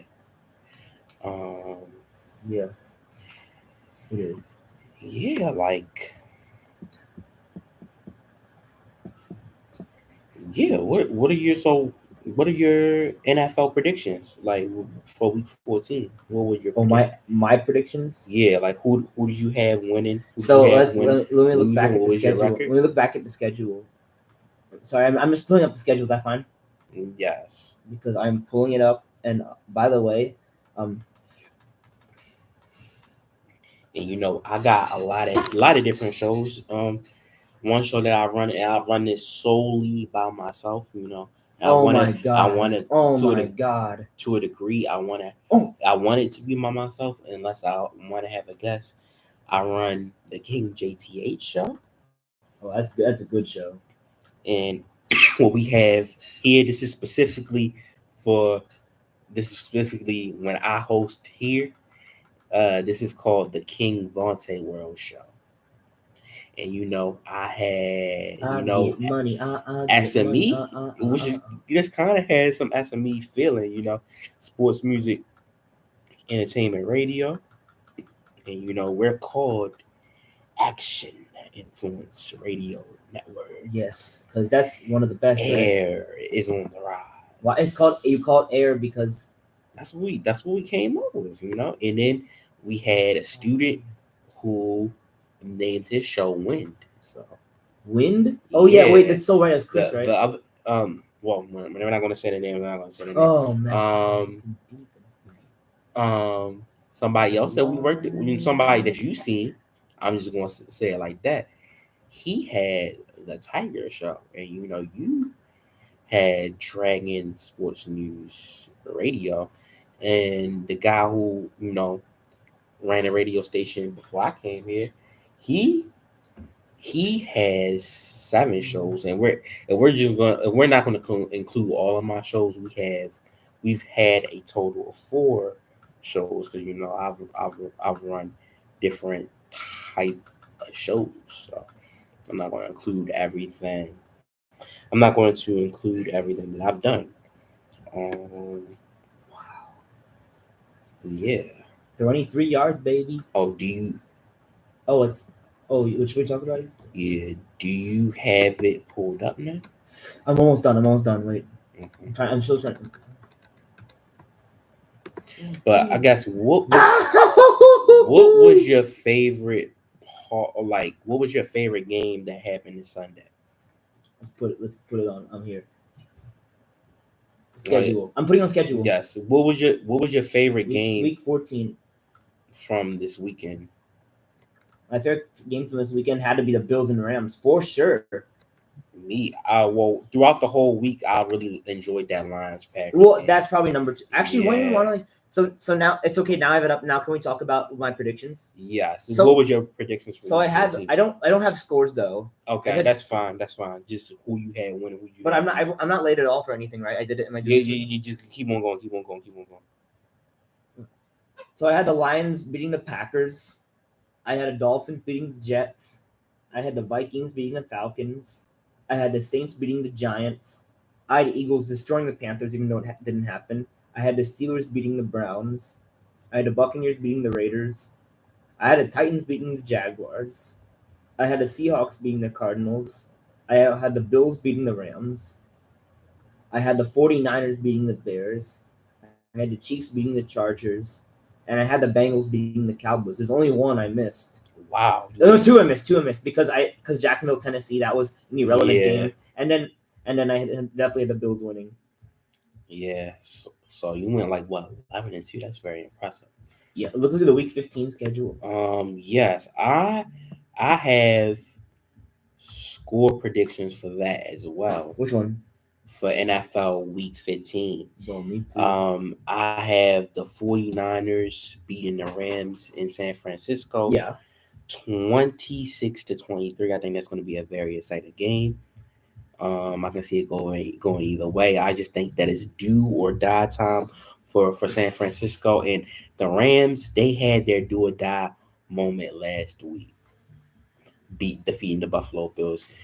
You know, it's crazy. Josh Allen is the first player in NFL history that throw for 3 touchdowns and run for Yes, three yes, touchdowns, yes, yes, and they yes. still lost. Like Because you his can't. defense. You, I benched I got rid of the Bills defense on fantasy. I wasn't gonna start that them anyway against the Lions, but still. that shows that it's not all on one man because you know uh the media loves to blame Lamar even when he um balls out. And no It's not blame his goes to Joe Burrow. No blame look goes look to no blame I'm goes to sorry. Josh Allen. But he gets It's unfair that they hold him to a different standard. And why? outs outside of Aaron Rodgers and Mahomes and Russell Wilson, uh, who else in the NFL has a better resume than him? We can potentially be talking about a 3-time um, Big MVP. league MVP. Dan Marino only got one MVP, and they put him in some GOAT conversations. I think he's honestly, I think he's a little. He might be one of the best ever, but there's a difference between the greatest and the best. I think he's a little bit overrated in some of those conversations. He should be in some of the best, like who's the best just off of pure talent, not who's the greatest. Because to me, the greatest is what you accomplish Right now it's Tom what you Brady. accomplish on the football field. Right now it's Tom Brady. Um, and a talent is addition to that. So, uh, Yeah. to me, all of like if Lamar wins MVP and he winds up winning the Super Bowl and winning Super Bowl MVP, I would put him number 6 all time Really? as far as quarterbacks Oh, go. who would I have five would ahead of him? Who say would have high five I ahead of would him? put Brady at 1. Yes. I would put Joe Montana at 2, Yeah. Mahomes at 3. Yeah. Kermit, you mean Kermit? You mean Kermit Yeah, at 3? Don't say yes. Mahomes. Say Kermit. Uh, Peyton Manning at 4, Yes. Aaron Rodgers at 5. Yeah. I agree. Yeah, that's where I would have it currently. But my current top 10, number 6 would be Brett Favre. Number 7 would be Steve Young. This is greatest. Number 8 would be Terry Bradshaw. Number 9 would be Kurt Warner. Number 10 would be John Elway, and then my honorable mention would be Drew Brees. You also got Johnny Unitas, and you had Bart Starr, and Russell Wilson started off his career extremely strong. So I probably will put him in the honorable mention as well. Even though we don't like him, though. Yeah. I mean, it's not why do we dislike him? Yeah, so 49ers over the Rams 26-23. Kansas City Chiefs over the Browns 27-20. Yeah. I have the Cincinnati Bengals defeating the Tennessee Titans 28-21. I have the Washington Commanders defeating the New Orleans Saints 31-17. I have the Ravens destroying the Giants. The score might not be this. It might not be this much of a blowout, but it's the Ravens by a lot. I said 38-0, but I'm just being disrespectful by I saying don't think it's gonna be 38. it's not. But I just being Could it be like disrespectful. 30? What was the guy saying? 34-14? Maybe that sounds Yeah, more like it. 30. Yeah, probably or 35-14. Really. Actually, you know what? Yeah, maybe that I think makes a lot of. There are gonna be a lot of Ravens fans there, right? Yes. There are gonna be tons of Ravens fans there too. I have the Cowboys beating the Panthers 34-27. No, I actually have the Panthers winning. Oh, why do you have the Carolina Panthers? A lot of people have said that they think they're gonna win, honestly, and I think they're right, honestly, by saying that. Because the Cowboys are frauds. I told you. Yeah. Both teams are not that good. Exactly. I have the Jets beating the Jaguars 31-17. Who cares about that game? But I have the Jets winning too because of how terrible guys. This is a big game. Some of these next games are huge games. I have the Houston Texans narrowly pulling it off against the Miami Dolphins 30-27. Yeah, I agree with that. That's Houston. because they're at home. Yeah, So it's in Houston. yeah, that's why. I have the Denver Broncos defeating the Indianapolis Colts 23-20. That's for the playoffs. Like whoever wins can make the playoffs. Yeah, most likely. But I'll have the Broncos. Potential game of the year: Lions and Bills. I think we're going to see another shootout, y'all. I have the Detroit Lions Winning. narrowly winning 52-49. I think it's going to be high scoring, but I don't know if it's Yeah, going I to don't be know if that it'll be high that much, scoring. but I hope it's high scoring. But I think we're going to see a lot of touchdowns, y'all. We're gonna see a lot of touchdowns. We know we Um, will. and I have the Philadelphia Eagles defeating the Pittsburgh Steelers 24-21. I guess Yep, that'll be a good game. I But I think those think Eagles will win. I think there's a few more. I have the Cardinals When it's playing again. defeating the New England Patriots Oh yeah. 31-21. Yep. I have the Chargers beating the Panthers 27-24. Who's being the Panthers 27-20? No, I have the Chargers beating the Buccaneers this Oh, the evening Buck. Oh yeah, the Bucks. 27-24. Yes. I have the Seahawks beating the Packers Oh wow. 31-28. I have the Minnesota Vikings defeating the Chicago Bears 35-27, and I have the Falcons defeating the Raiders 34-13. I guess who do you have winning each game? Break it down to me and why. Okay. So I have for the Rams 49ers, I have the 49ers winning because they're at home. I have the Panthers beating the Cowboys. I have the Chiefs beating the Browns. I have the Texans beating the Dolphins. I have the Jets beating the Jaguars. I have the Commanders beating the Saints. I have the Ravens destroying the Giants. I have the Bengals beating the Titans. I have the Cardinals beating the Patriots. I have the Broncos beating the Colts. I have the Lions beating the Bills. I have the Chargers beating the Buccaneers. I have the Eagles beating the Steelers. I have the Packers winning against the Seahawks. I have the Vikings winning it um against the Bears, and I don't know. I think the Raiders might beat the Falcons because of how bad they've been playing. So which ones do we disagree on? I don't know. You remember everything I said, right? Yeah, wait. The Cowboys Panthers. I think we don't agree on that one. Oh yeah.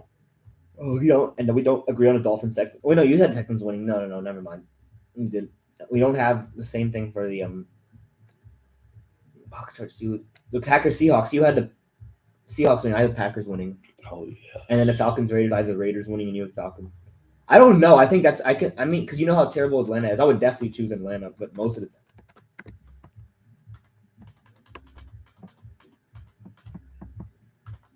Yeah.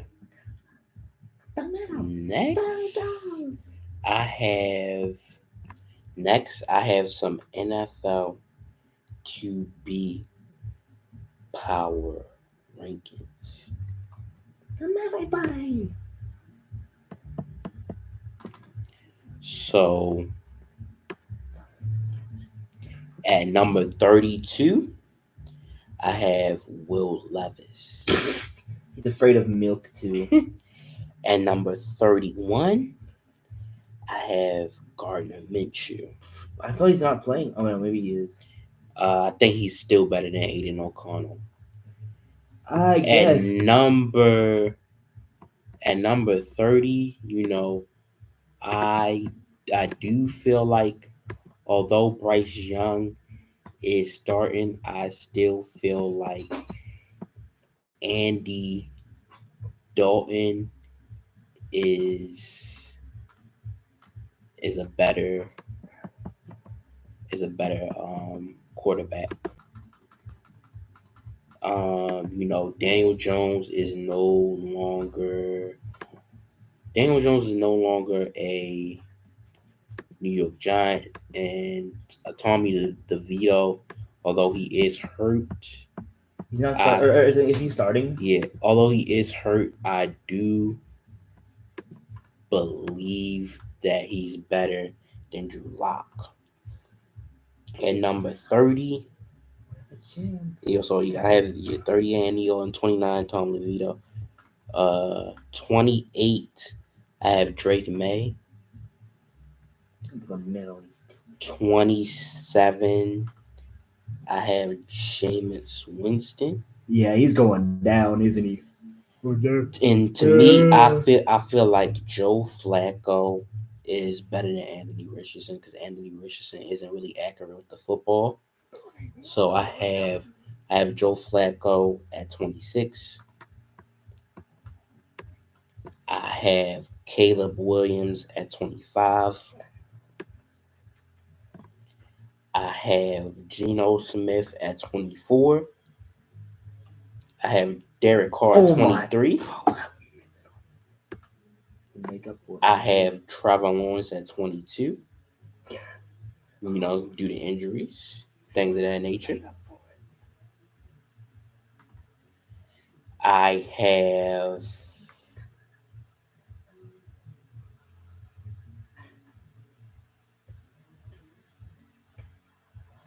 I have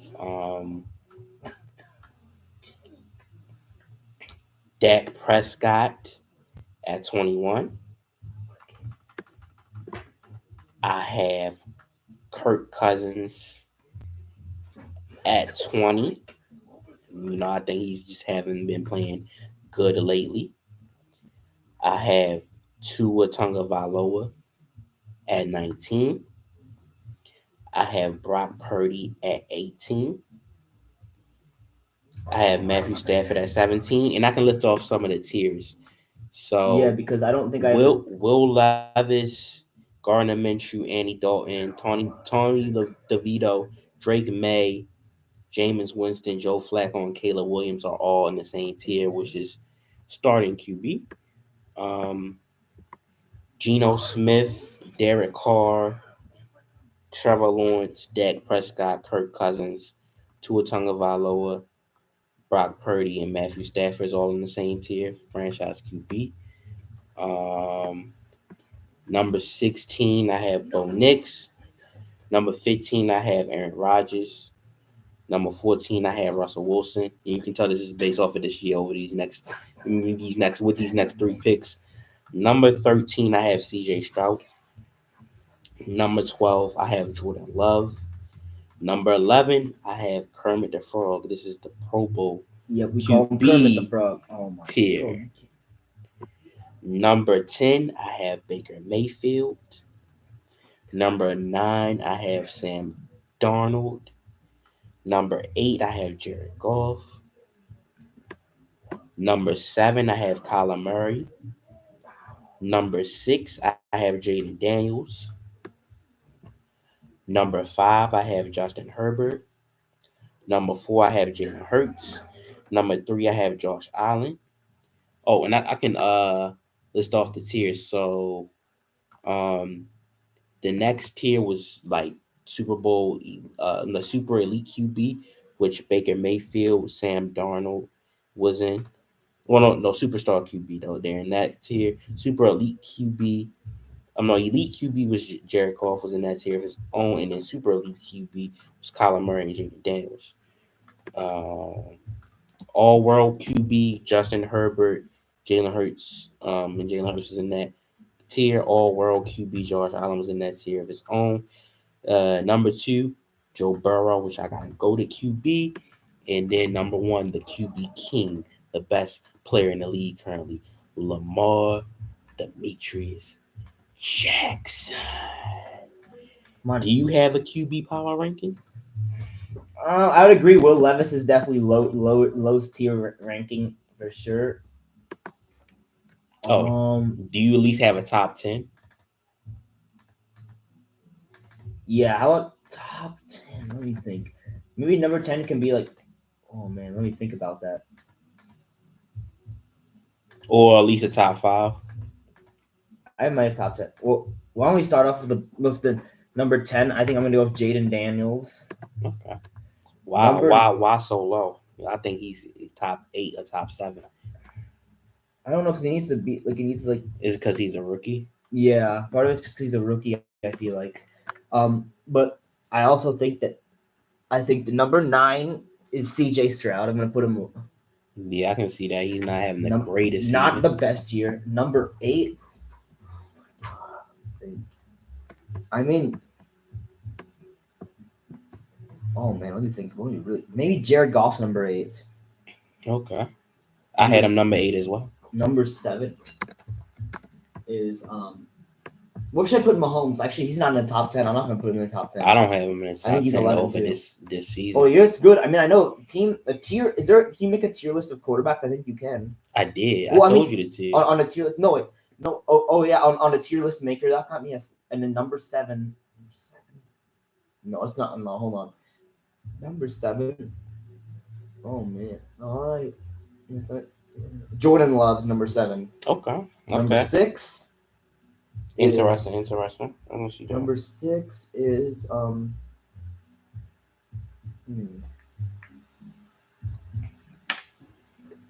uh Justin Herbert. Okay, I thought you was gonna have him top 5. Number 5 is starting with the top 5. 5 is gonna be Joe Burrow.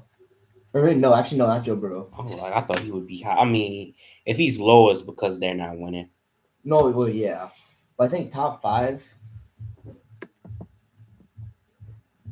Oh man, I feel like I might not be doing the right thing. I might not be saying the right names honestly. Where would you put Gina? No, wait, no, I need to redo this. Why don't we do it? We should do like an NFL thing, an NFL I tier guess list. what's the rest of your list? You don't gotta do the whole 32. Like I No, did. but I want to do top. You don't have I to do the want whole to do 32. NFL quarterback. Are you gonna make a quarterback tier list? Okay. Tell me when you're finished. No, I want to see. I want to see. You know, there's a thing Um. called NFL quarterback index, and it shows you the top quarterback. Okay. You can tell us where people rank if you want. Why isn't a week 15 one? Um. Oh wait, that's probably What? tomorrow, because this was um. Oh man. What? I think wait. So this list, um, who did I not say? I don't know because. Oh wait, no, top 5. I think I'll put Sam Darnold at number 5. Okay. Yeah, he's having a very very good season. Number 4, I'm gonna put there's Joe Burrow. Okay. Number 3, Is he low because the Bengals aren't winning? no wait, no, I actually put him at number 3. Number 4 will be someone else then, because it's not him. I'm trying to think. Maybe I got it What wrong. about Maybe. Hurts? What about Jalen Hurts? Oh yeah, Jalen Hurts is number 4. Jalen Hurts is number 4. Number 3 is Joe Burrow. Number 2 is Lamar Jackson. Lamar at 2. I mean, it seems like Josh Allen's having a. Well, actually, you know what? I take it back. Number 2 is Josh Allen, and number 1 is Lamar Jackson. I can see that. Okay, and I made a tier list for NFL teams. Of the quarterbacks or list? Just the teams. So Oh yeah. the last tier is number 1 overall draft pick contenders, which I have the New York Giants at number 32. I have the New York Giants at number 32. Yes. And I have the Las Vegas Raiders at 31, which they're in the same tier. Yep, they're The next tier is poverty. Yes. I have the New love England Patriots at 30. Oh yeah. I have the Tennessee Titans at 29. I have the Jacksonville Jaguars at 28. I have the Cleveland Browns at 27. I have the Carolina Panthers at 26. I have New York Jets at 25. I have the Chicago Bears at 24. I have the Dallas Cowboys at 23. I have the New Orleans Saints at 22. I have the Bengals at 21. The next tier is mid slash trash. I have the 49ers at 20. I have the Colts at 19. I have the Cardinals at 18. I have the Falcons at 17. The next tier is Sweet 16. I have the Dolphins at 16, the Rams at 15. The next tier is Playoff Team. Had the Buccaneers at 14, the Broncos at 13. The next tier is terrifying 12. I have the Seahawks at 12, the Commanders at 11, the Texans at 10, the Chargers at 9, the Packers at 8, and the Ravens at 7. Yes. The next tier is Savage 6. I have the Vikings at 6, the Steelers at 5, the Bills at 4, the Eagles at 3, and then best in the conference, the Lions at 2. And to be the champs, you gotta beat the champs. So I have the Kansas City Chiefs at number 1. I so agree with that. Yeah, I mean, what do you? I guess you can give them your tier list, or what do you disagree with? Things of that nature. I would agree with. Oh man, I agree with most of it. I think maybe Bengals. Maybe actually no. Actually, I kind of agree with all of it. Honestly, if I'm gonna be honest. Okay. I also got some NBA power rankings. I think I made this a couple days ago. So a couple days ago, I had put the Washington Wizards at 30. I put the New Orleans Pelicans at 29. And I put the Utah Jazz at 28. That's the first I overall need. pick contenders. Um, I had the Charlotte Hornets at 27. I had the Philadelphia 76ers at 26. I had the Toronto Raptors at 25. I had the Portland Trail Blazers at 24. Um, oh yeah, the the Hornets and the 76ers are in the same tier, which is the poverty tier. Um, the Raptors and the Trailblazers are in the same tier, which is trash. So 20, 29 to the 1.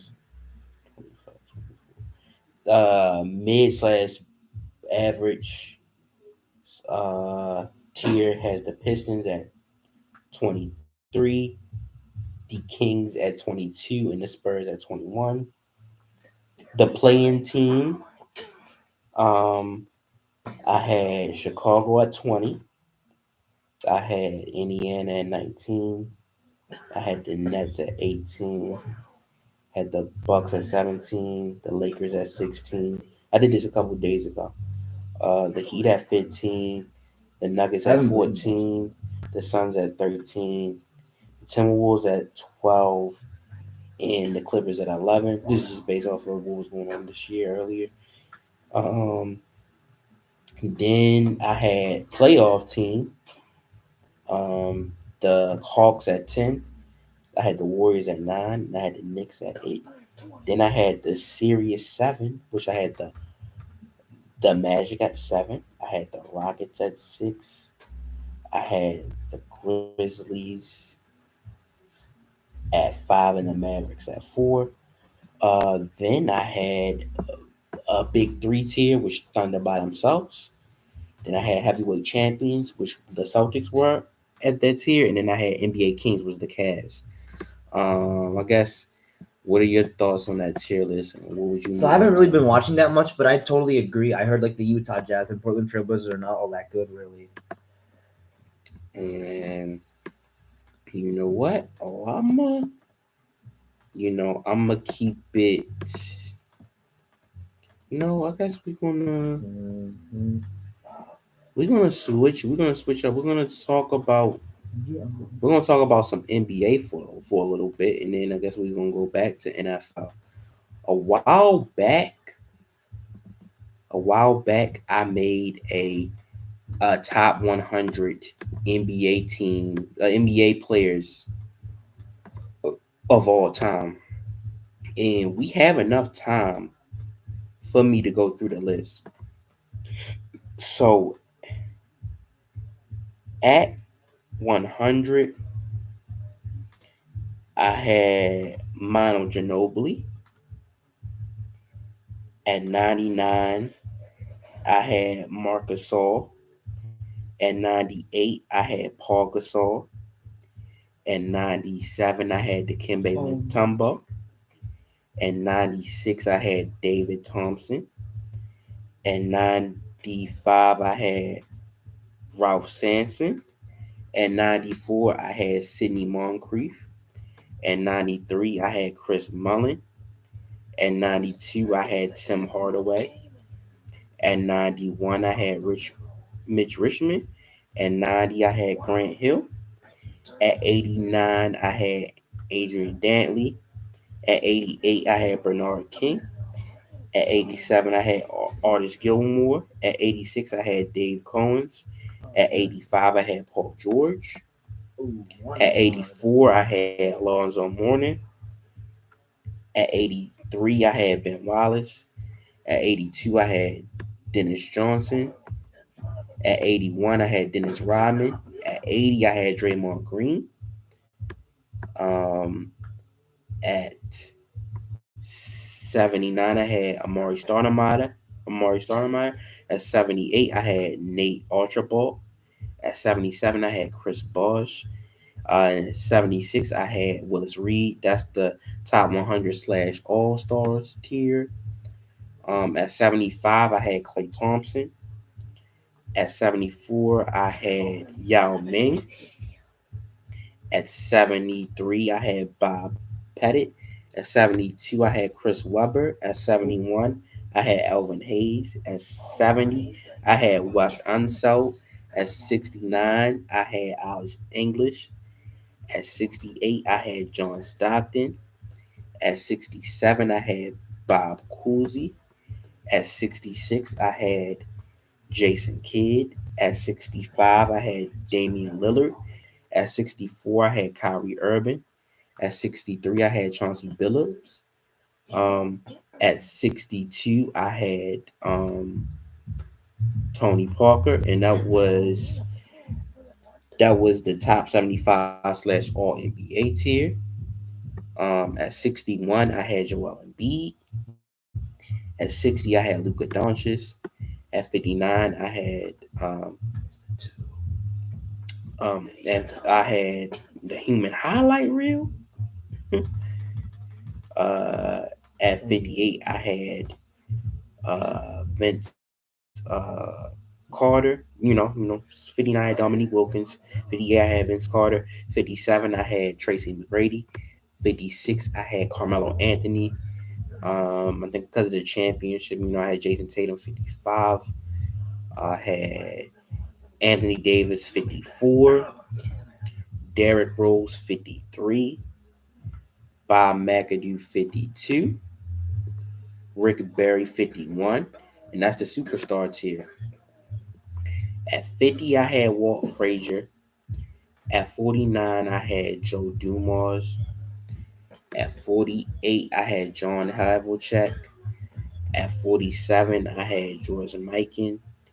At 46, I had Kevin McHale. And that's the top 50 players ever tier. At 45, I had Ray Allen. At 44, I had Reggie Miller. At 43, I had Jimmy Butler. At 42, I had Russell Westbrook. At 41, I had Dwight Howard. At 40, I had George Mikan. At 39, I had Paul Pierce. At 38, I had Bill Walton. At 37, I had Scottie Pippen. At 36, I had Elgin Baylor. At 35, I had James Worthy. At 34, I had Gary Payton. At 33, I had Clyde Drexler. At 32, I had Patrick Ewing. At 31, I had Jerry West. That's the elite tier. At 30, I had Chris Paul. At 29, I had Steve Nash. At 28, I had James Harden. At 27, I had Allen Iverson. At 26, I had David Robinson. That's the top 30 ever tier. At 25, I had Oscar Robinson. At 24, I had Karl Malone. At 23, I had Charles Barkley. At 22, I had Julius Irvin, Dr. J. At 21, I had Nikola Jokic. That's the top 25 ever tier. At 20, I had Kawhi. At 19, I had Kevin Garnett. At 18, I had Dirk Nowitzki. At 17, I had Giannis Antetokounmpo. At 16, I had Moses Malone. That's the super elite tier. At 15, I had Kevin Durant. At 14, I had Dwayne Wade. At 13, I had Isaiah Thomas, which is the all world tier. Missed the onside track. At 12, I had Hakeem Olajuwon. At 11, I had Will Chamberlain. At 10, I had Stephen Curry. At 9, I had Bill Russell, which is the Legends tier. At 8, I had Shaquille O'Neal. At 7, I had Larry Bird. At 6, I had Tim Duncan. At 5, I had Kobe Bryant. At 4, I had Magic Johnson. At 3, I had Kareem Abdul-Jabbar, which is the GOAT tier. And at 2, I had LeBron. And 1, I had Michael Jordan, which is NBA Kings. What are your thoughts on this top 100 NBA all-timers? I can agree with it. I see. I don't know if I don't know. Maybe it's a chance I would. Oh my god, that was such a. I guess, what do you agree with specifically, and what do you not so necessarily agree with? Things of that nature. For what thing? For This, all this time. top this top 100 list I just put out. I Um, just I think actually honestly I would agree. I mean, I would put LeBron and Curry probably top. I know, but Michael Jordan or Larry Bird probably top four.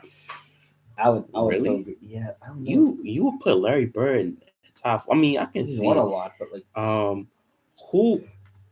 Who you? So you're putting Larry Bird with Magic Johnson? no wait, no, I can put Matt. Who's the other guy after Magic Johnson who's super good? I my I can give you my top 12 real quick. I had Akeem at 12. I had Wilt at 11. I had Curry at 10. I had Bill Russell at 9. I had Shaq at 8. I had Larry Bird at 7. I had Tim Duncan at 6. I had Kobe at 5. Magic at 4. Kareem at 3. LeBron at 2. And Jordan at 1. Oh wow, that's a good list. I like that list a lot.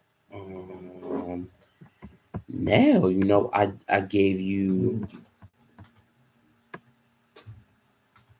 I gave you my NBA top 100 all time. Now, Oh my god. guys, it's time for me to give y'all my top 100 NFL players of all time. Okay, that's actually really hard. So at 100, I have Dan Hamilton. At 99, you're not gonna like this, but I had T.J. Watt. At 98, I had Khalil Mack. At 97, I had Jack Youngblood. At 96, I had Richard Seymour. At 95, I had Jack Ham. At 94, I had Mel Blunt. At 93, I had Richard Dent. At 92, I had Randy White. At 91, I had Bob Lilly. At 90, I had Huey Long. At 89, I had Darrell Green. At 88, I had Jaden Ramsey. At 87, I had Jack Lambert. At 86, I had Ted Hendricks. At 85, I had Adam Vinatieri. At 84, I had Justin Tucker. At 83, I had Mike Webster. At 82, I had Bruce Mathis. At 81, I had Anthony Montez. At 80, I had Marshall Yonder. At 79, I had Jonathan Ogman. At 78, I had Antonio Gates. At 77, I had Tyler. At 76, I had Brian Dawkins, and this is the top 100 in the Super Bowl era. So I'm specifically doing the Super Bowl era. At 75, I had Chan Bailey. At 74, I had Derek Thomas. At 73, I had DeMarcus Ware. At 72, I had Warren Sapp. That's At 71, I had Von Miller. that At At 70, I had Darrell Revis. At 69, I had Patrick Willis. Oh, At 68, I had Luke Kuechly. At 67, I had Julius Peppers. At 66, I had Charles Woodson. At 65, I had Brian Urlacher. At 64, I had John Randall. At 63, I had Junior Seau. At 62, I had Jason Taylor. At 61, I had Chris Carter. At 60, I had Marvin Harrison. At 59, I had Larry Fitzgerald. At 58, I had Tony Gonzalez. At 57, I had Shannon Sharp. At 56, I had Julio Jones. At 55, I had Antonio Brown. At 54, I had Derek Brooks. At 53, I had Deacon Jones. At 52, I had Dick Buckets. oh my God. At 51, I had Alan Page. And this tier's top 75 in the Super Bowl era. Oh my. At 50, I had Bruce Smith. At 49, I had Travis Kelsey. At 48, I had Mike Singletary. At 47, I had Rob Gronkowski. At 46, I had Michael Irvin. At 45, I had Dan Marino. At 44, I had Lamar Jackson. This is top 50 in the Super Bowl era. At 44, I had Ben Roethlisberger. At no 33, I had Ben Roethlisberger. At 42, I had Eli Manning. At 41, I had Roger Staubach.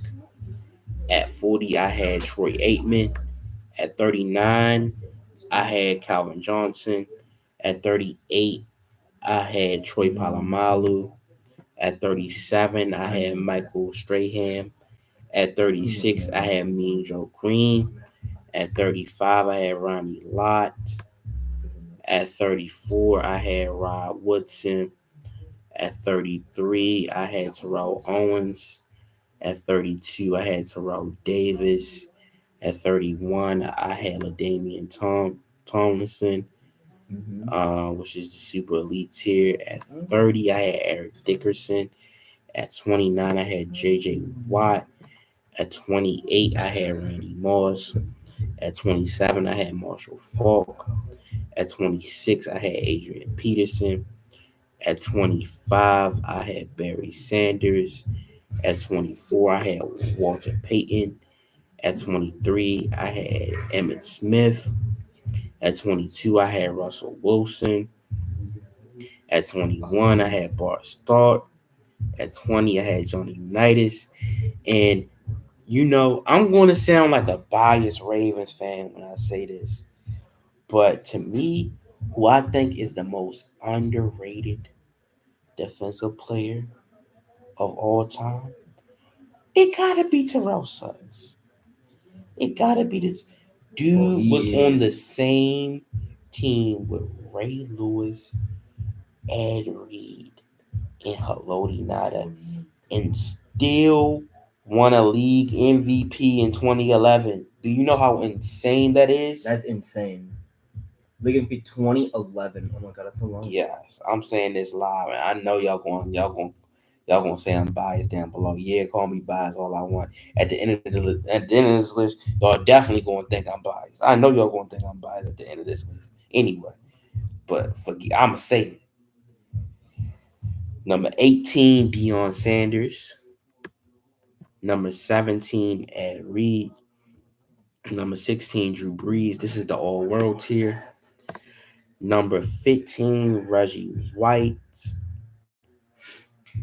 Number 14, John Elway. Number 13, Kurt Warner. Number 12, Terry Bradshaw. That is the Legends tier.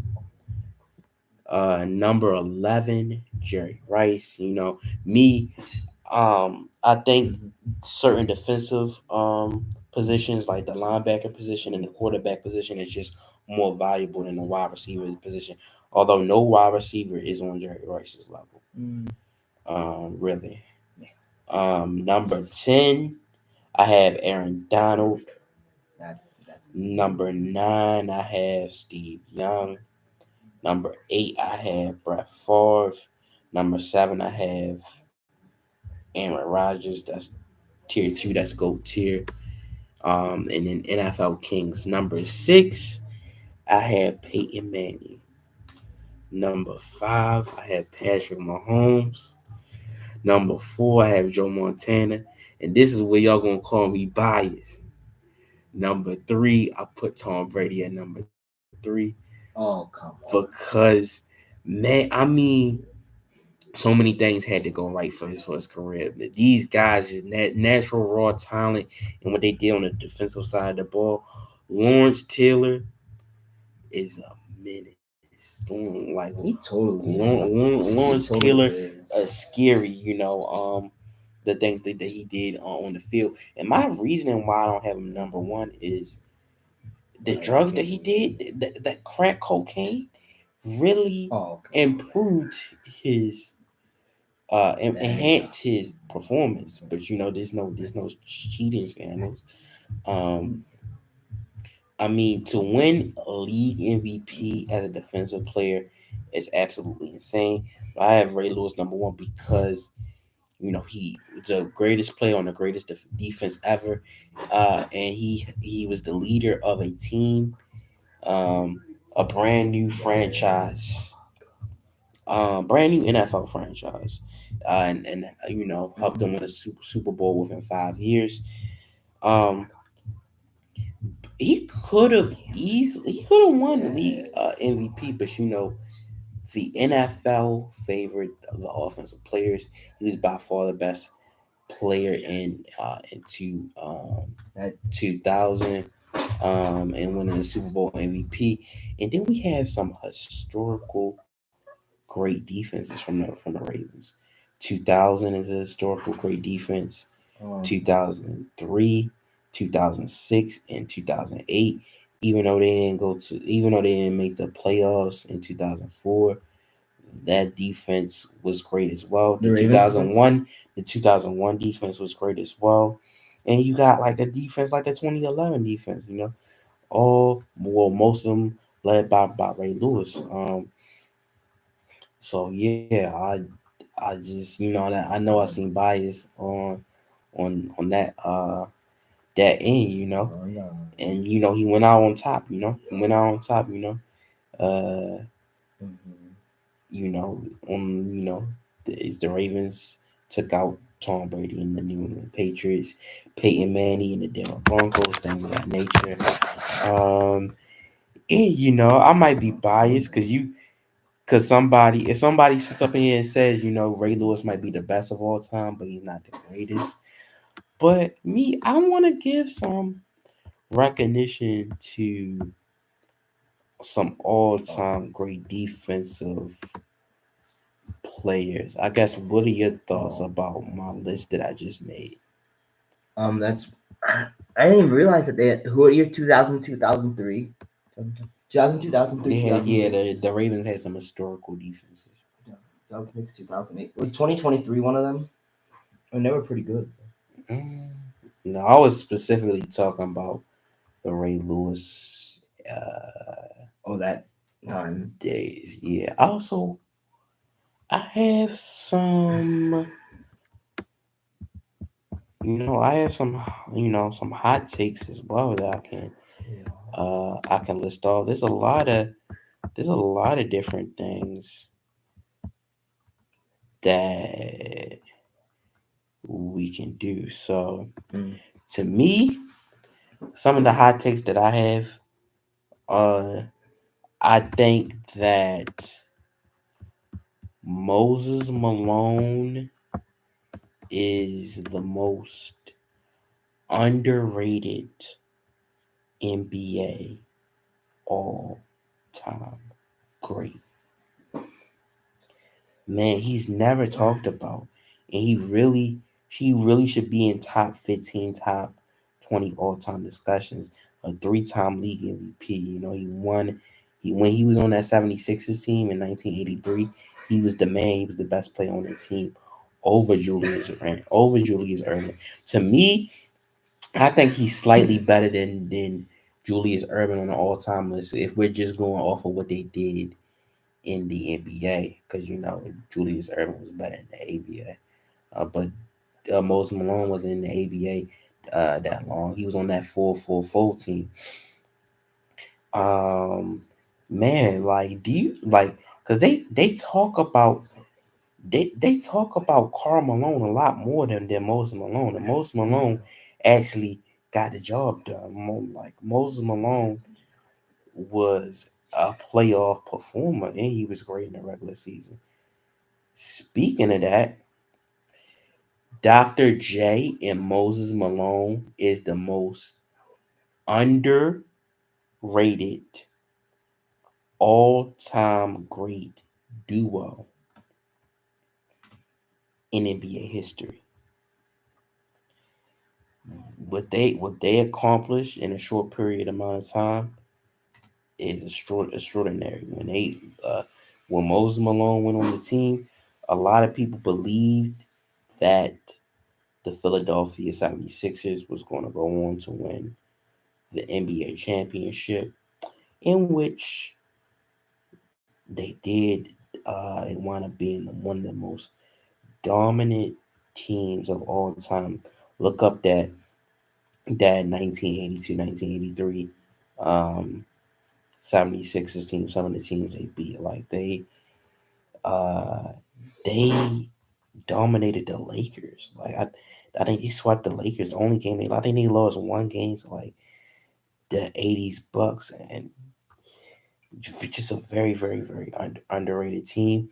For the most part, in the '80s, they mainly mentioned the Celtics and the Lakers, um, and they mentioned Detroit here and there. But let's not forget about that 1982-1983 Philadelphia 76ers team. Detroit Pistons Oh my god. should have three-peated.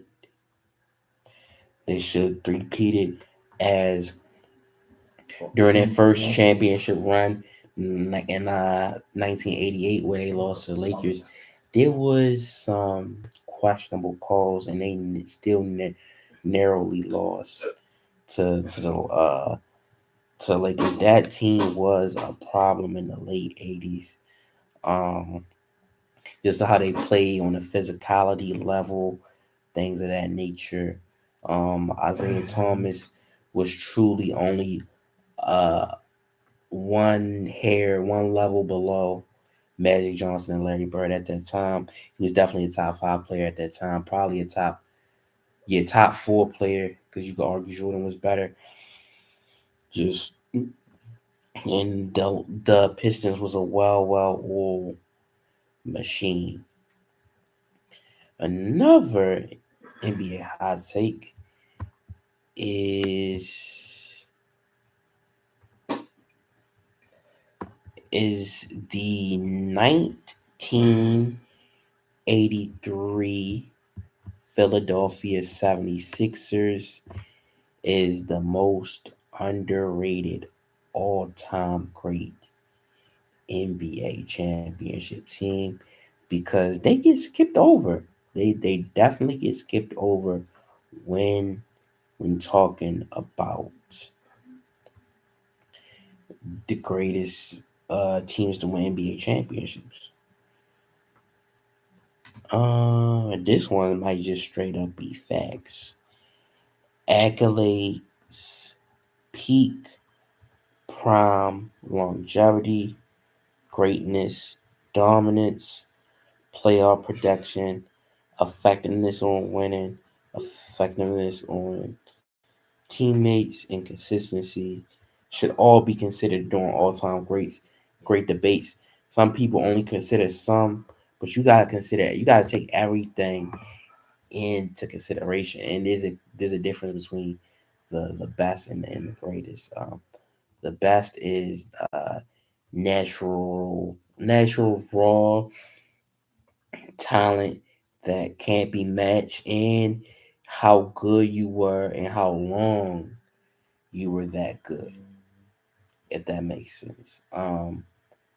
See, I would say LeBron is the best of all time because nobody has been as good for that long. Nobody has that has to me. Nobody has more natural raw talent than LeBron. They were saying that he could have made the league when he was 14 years old. I believe when he was 15 or 16, there was might have been clips of him giving Ron Artest the work. But Michael Jordan is the greatest of all time based off of what he accomplished in the NBA. You know, you had the two three peats. You know, people always bring up the undefeated record, but even outside of that, like let's take that 10 scoring titles, things, 10 scoring titles, things of that nature. You know, like even we take the undefeated thing, I like nobody's three peated twice. Um, uh, things of that nature. Um, the the amount of shots that he hit in a championship game is crazy. And his last game as a Bull, he he outs he outscored his team and hit the game winning shot. Just nobody has the iconic moments on top of iconic moments on top of iconic moments, and he nearly has a flawless resume. The only other players that's close to having a flawless resume is Bill Russell and Tim Duncan, and there's a talent diff between Bill Russell and Michael Jordan, and an era diff. Um, the same thing with Tim Duncan, even though although Tim Duncan is one of the most talented basketball players of all time, it's still argue a talent diff, especially in scoring. Um, but yeah, LeBron's natural raw talent is unmatched. I kind of let's take it like me and Stephen A. Smith. Like me, I feel like nobody has the natural raw talent, the versatility that that I have. Like you know, that I have, the various different topics. Nobody's able to just sit on the mic and talk about a whole bunch of different topics, for 3 hours straight. Like I'm able to. People are only able to focus on one thing, but I'm great in different areas. There's a lot of other things I can do. I can dance. I can rap.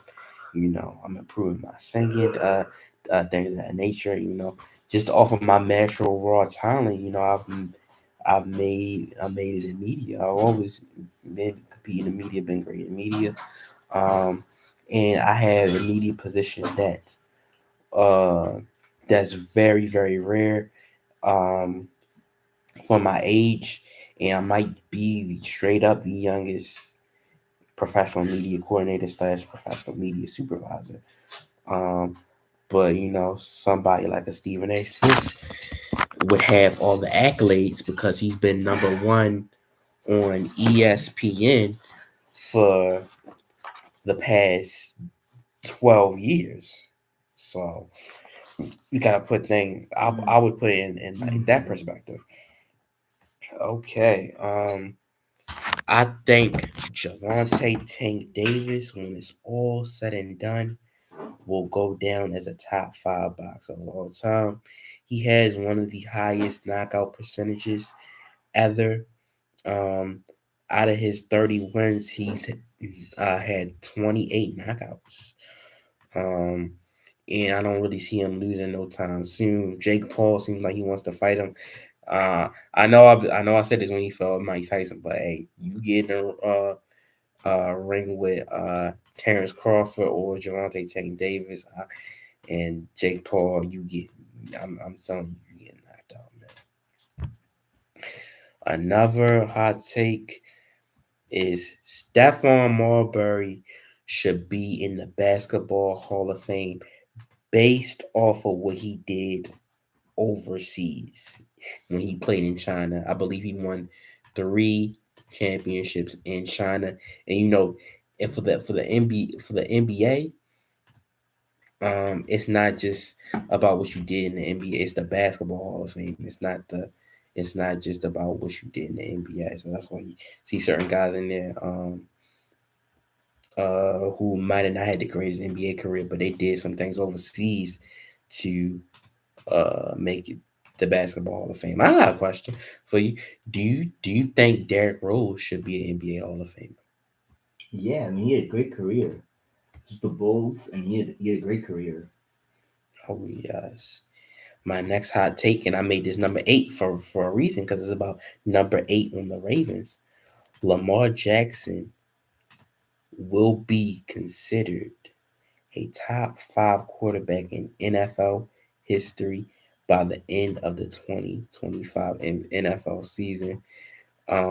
Well, I'm gonna say 20 by the end of the 2026 NFL season. And you know what that means? That means if that's the case, that means the Ravens would have had to win some Super Bowls. So It means even if it's one. yeah, the Ravens would probably had to win 2 Super Bowls for him to be considered um, top 5 by 2026 or 2025. Um, Another hot take, and some of these are probably not going to just happen, but some of these I made a couple months ago.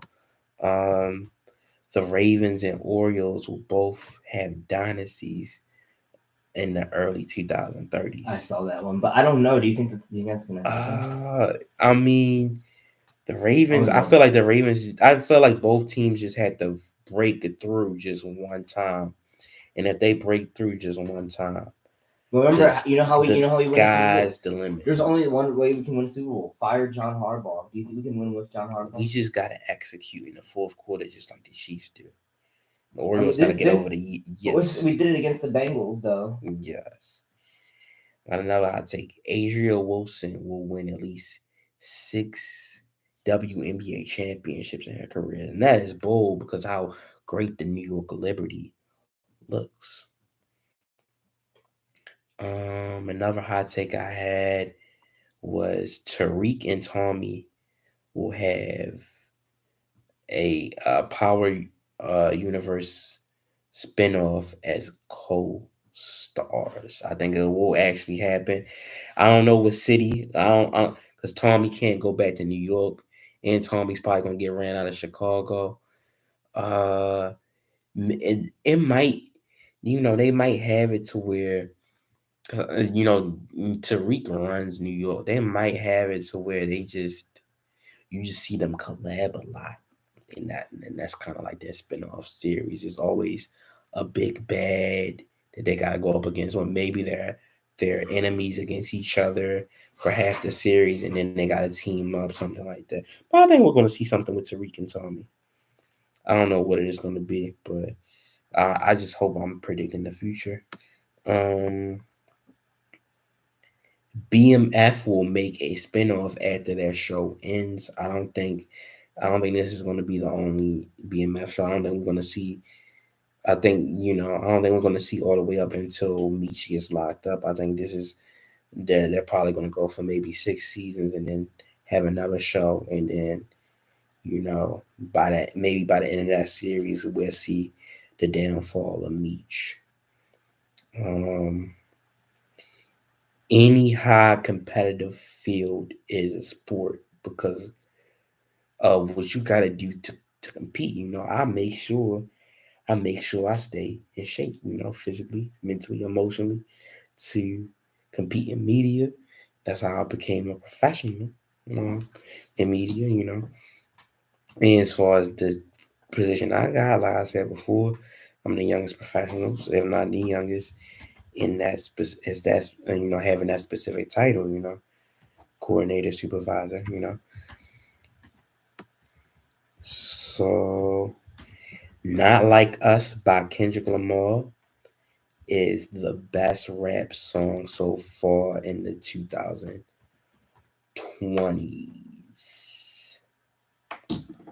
Yeah. And then my last hot take is that Fantasy by Earth, Wind, and Fire can compete with some of Michael Jackson's greatest hits. Like, y'all gotta really hear the lyrics that he's saying. He's like he's saying all your dreams will come true miles away. Meaning you can't even see how your dreams is gonna come into light. like you listen to what he's saying word for word, ball for ball. It's like it's insane. Like he really put his heart and soul into that song when he made that song. Like when Earth, Wind, and Fire, when that group made that song, they really put everything they had into that song. Um, Another hot take I had. Well, I say I was done with hot takes, but I had one more basketball hot take. James Harden and CP3 all time. I would take them over John Stockton and Karl Malone. James Harden and CP3 as a duo won 7 games with the KD Warriors. And guess what? Game 6 and games. Although I always like the Warriors would still won. The Warriors still won. But guess what? We won't know because we can at least debate it. Because Game 6 and Game 7, CP3 was not there. He was hurt.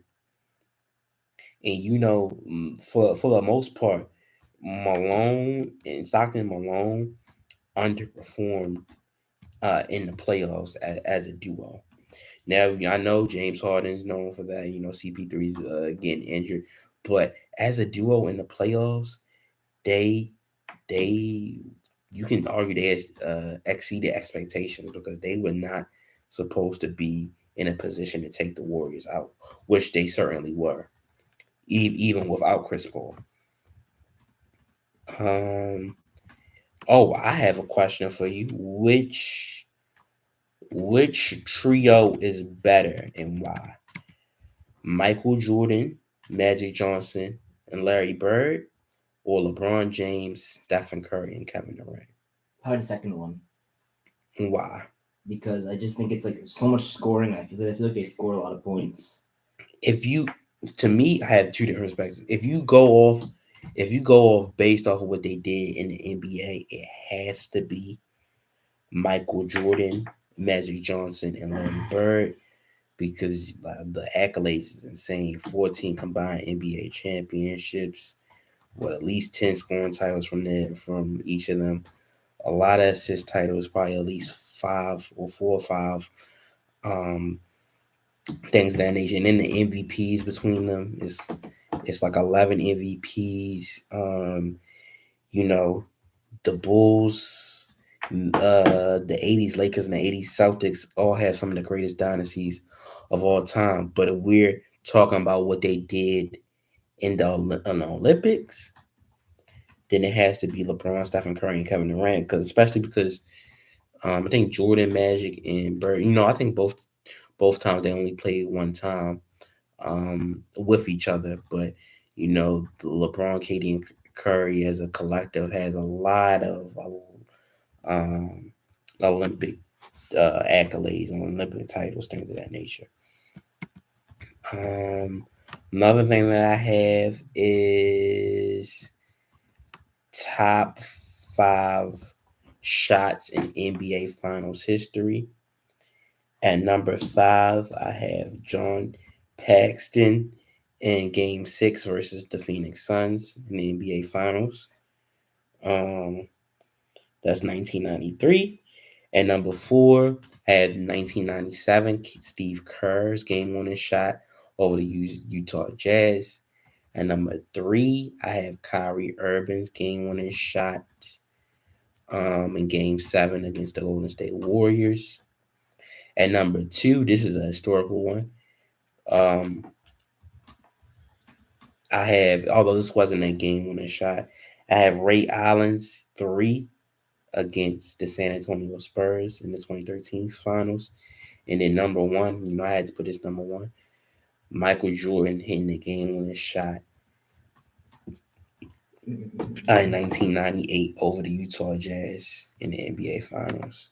I guess what are your thoughts on that list? And is I anything you agree would? with that. Okay. I have. This is some old school. Um predictions. How many championships do you think the Seattle SuperSonics would have won if they kept Scottie Pippen. So one thing that happened uh back in the day, I think the Supersonics originally picked Scottie Pippen, but they wound up trading him to the Bulls. How many championships do you think they could have won?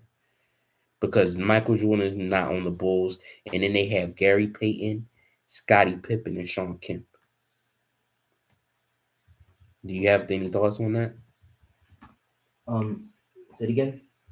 How many championships do you think the Seattle Supersonics could have won if they kept Scottie Pippen in the draft when he got drafted?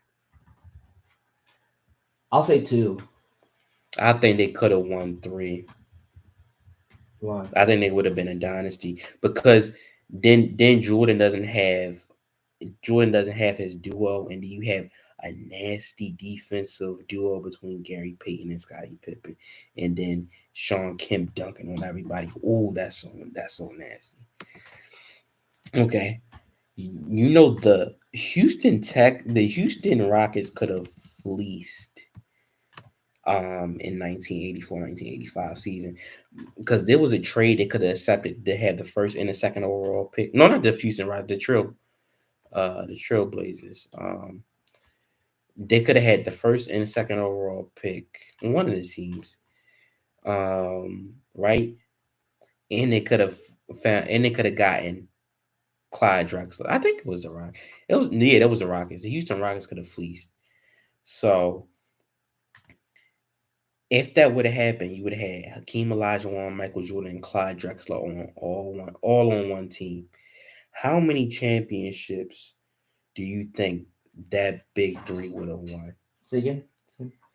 In 1984-1985 season, the Houston Rockets could have did a trade which would have given them the first two overall picks. Wow. Having Hakeem and Jordan, and they could have got Clyde Drexler. How many championships do you think that big three would have won?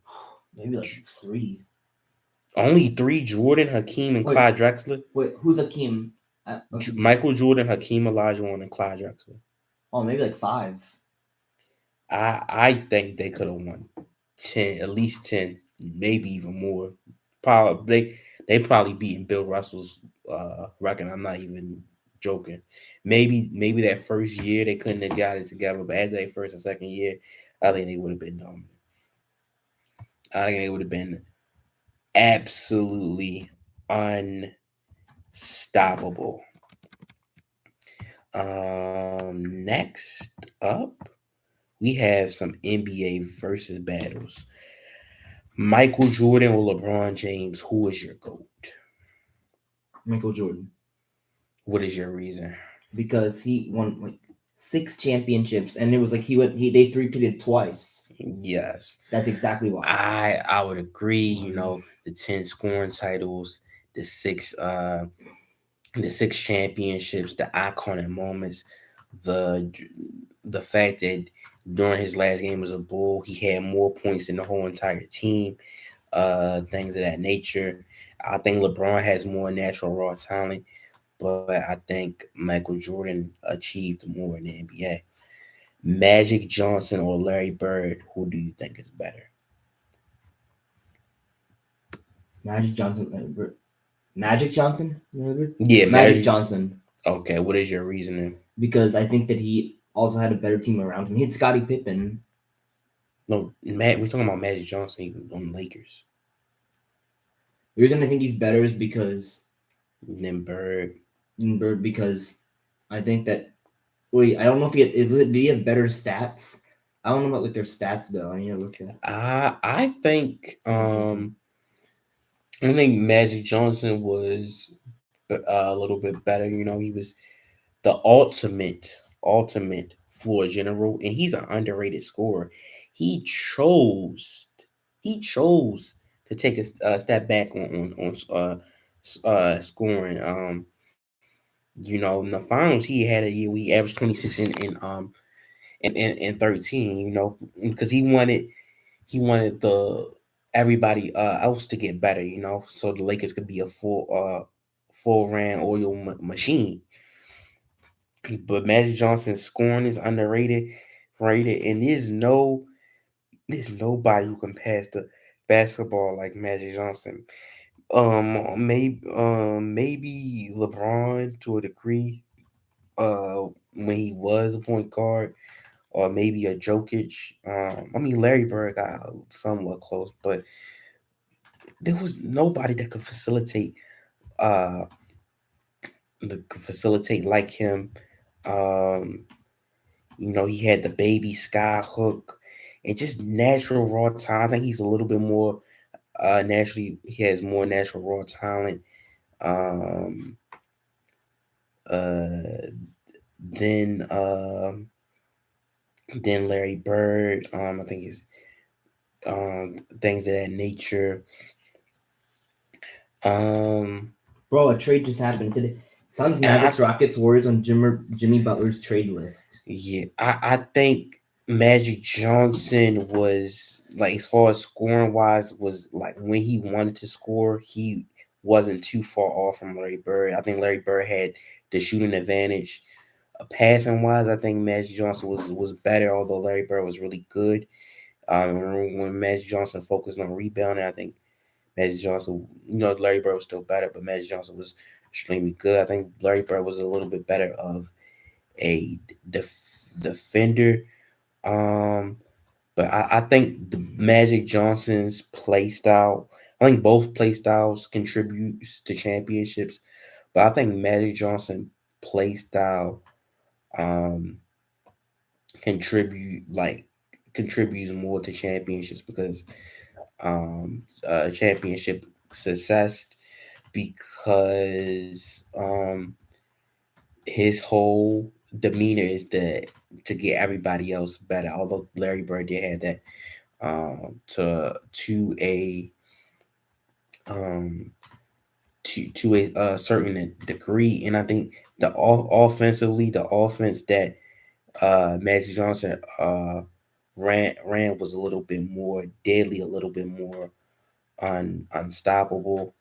I do think Bird had better defenses, but Yeah, I agree. yeah, I think Magic ran a offense better than Larry Bird, Yeah, I'm sorry for and getting I think he was a distracted. little bit, and I think he was a little bit more talented. I'm sorry for I getting think he was a little bit more talented. Keep on going. because I Uh, Next is Shaq versus Hakeem. Who do you think is better and why? one more time. Shaq versus Hakeem. Who do you think is better and why? Shaq, Shaq, you said Yeah, Shaq versus Hakeem. Shaq because he was very strong and because he would score a lot and he was just incredible.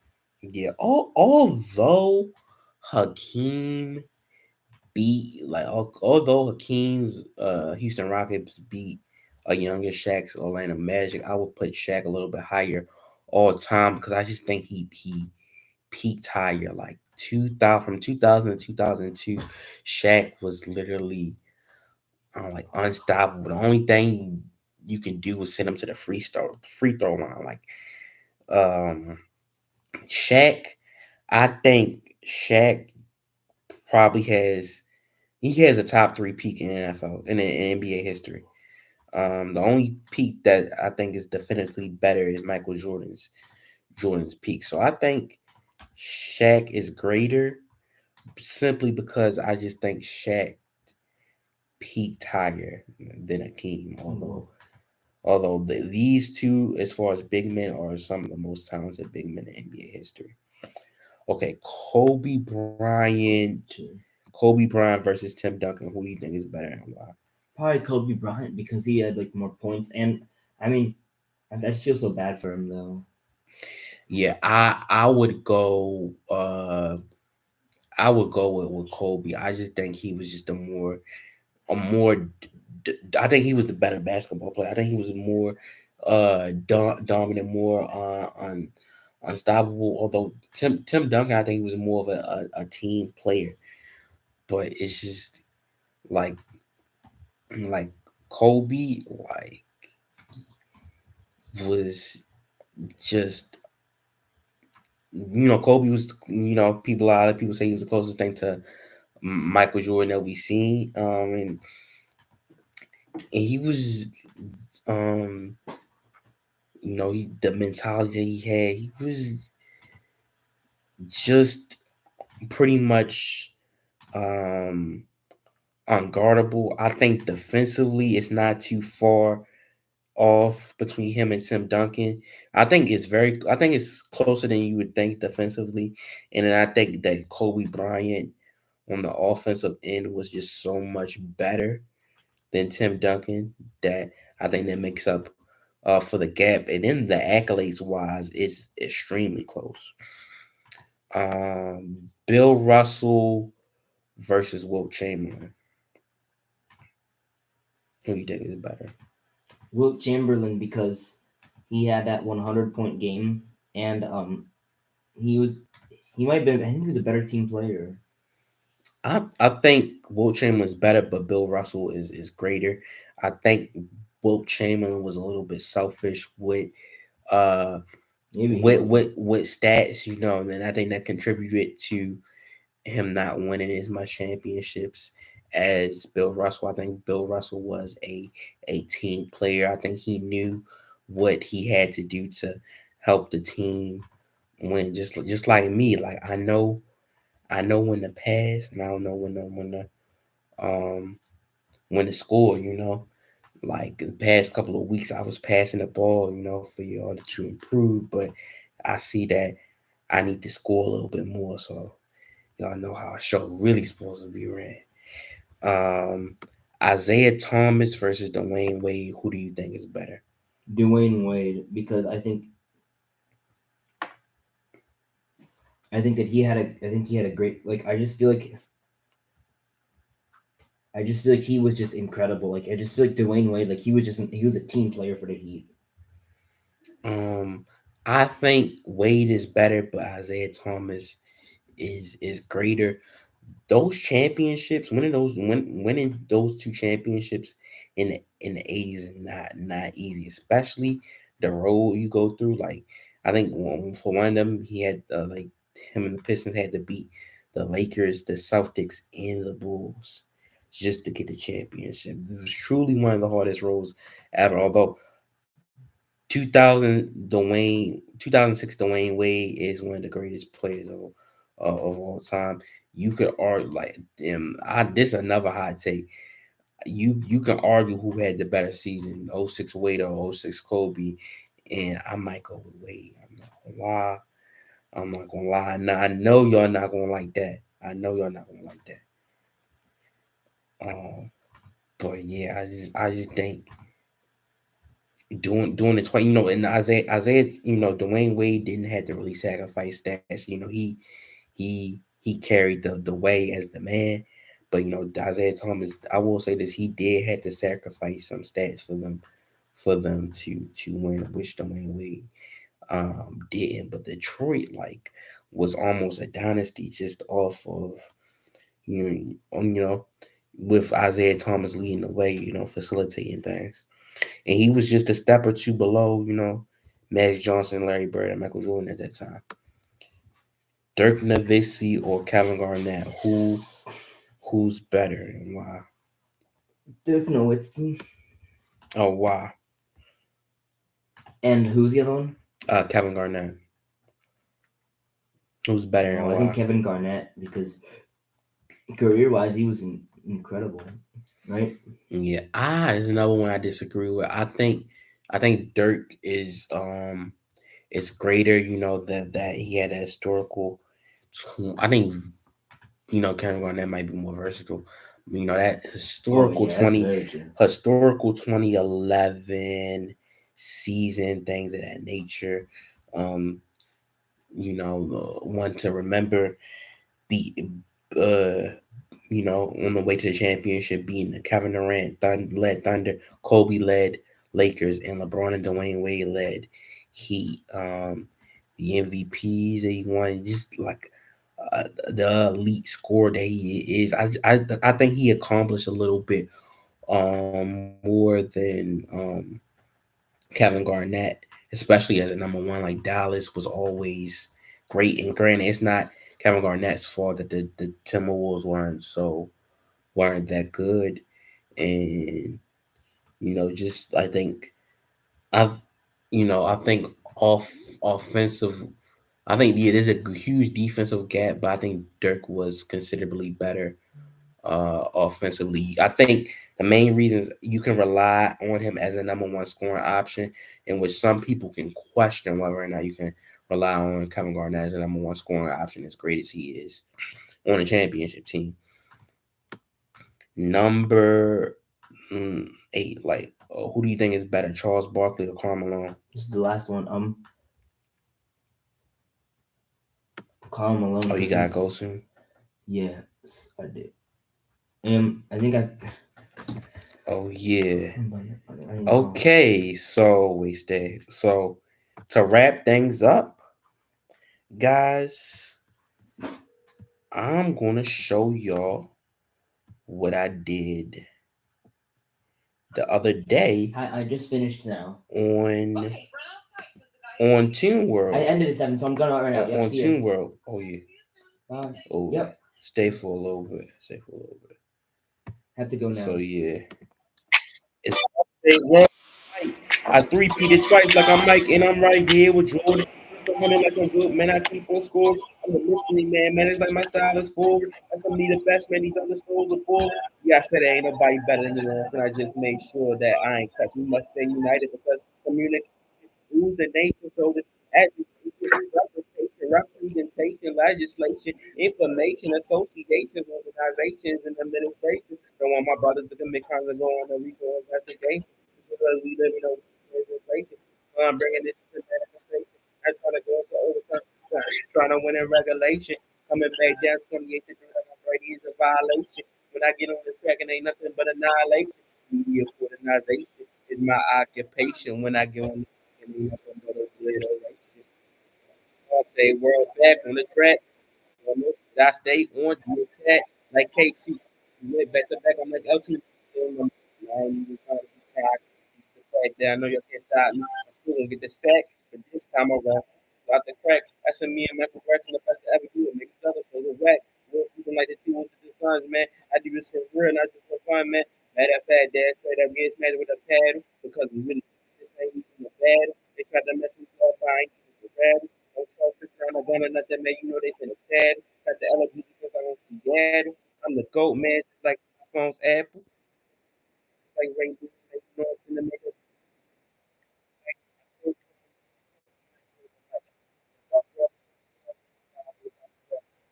How versus I get this much icon. You become the legend. The icons. I got the championship. I'm no longer chasing. Rhymes of mine deals like a man named Dixon. Shout you guys.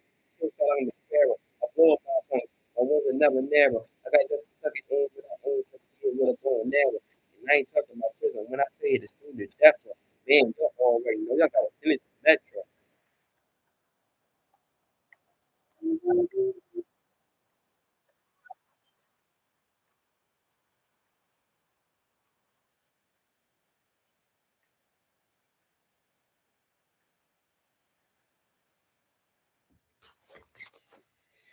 Yeah.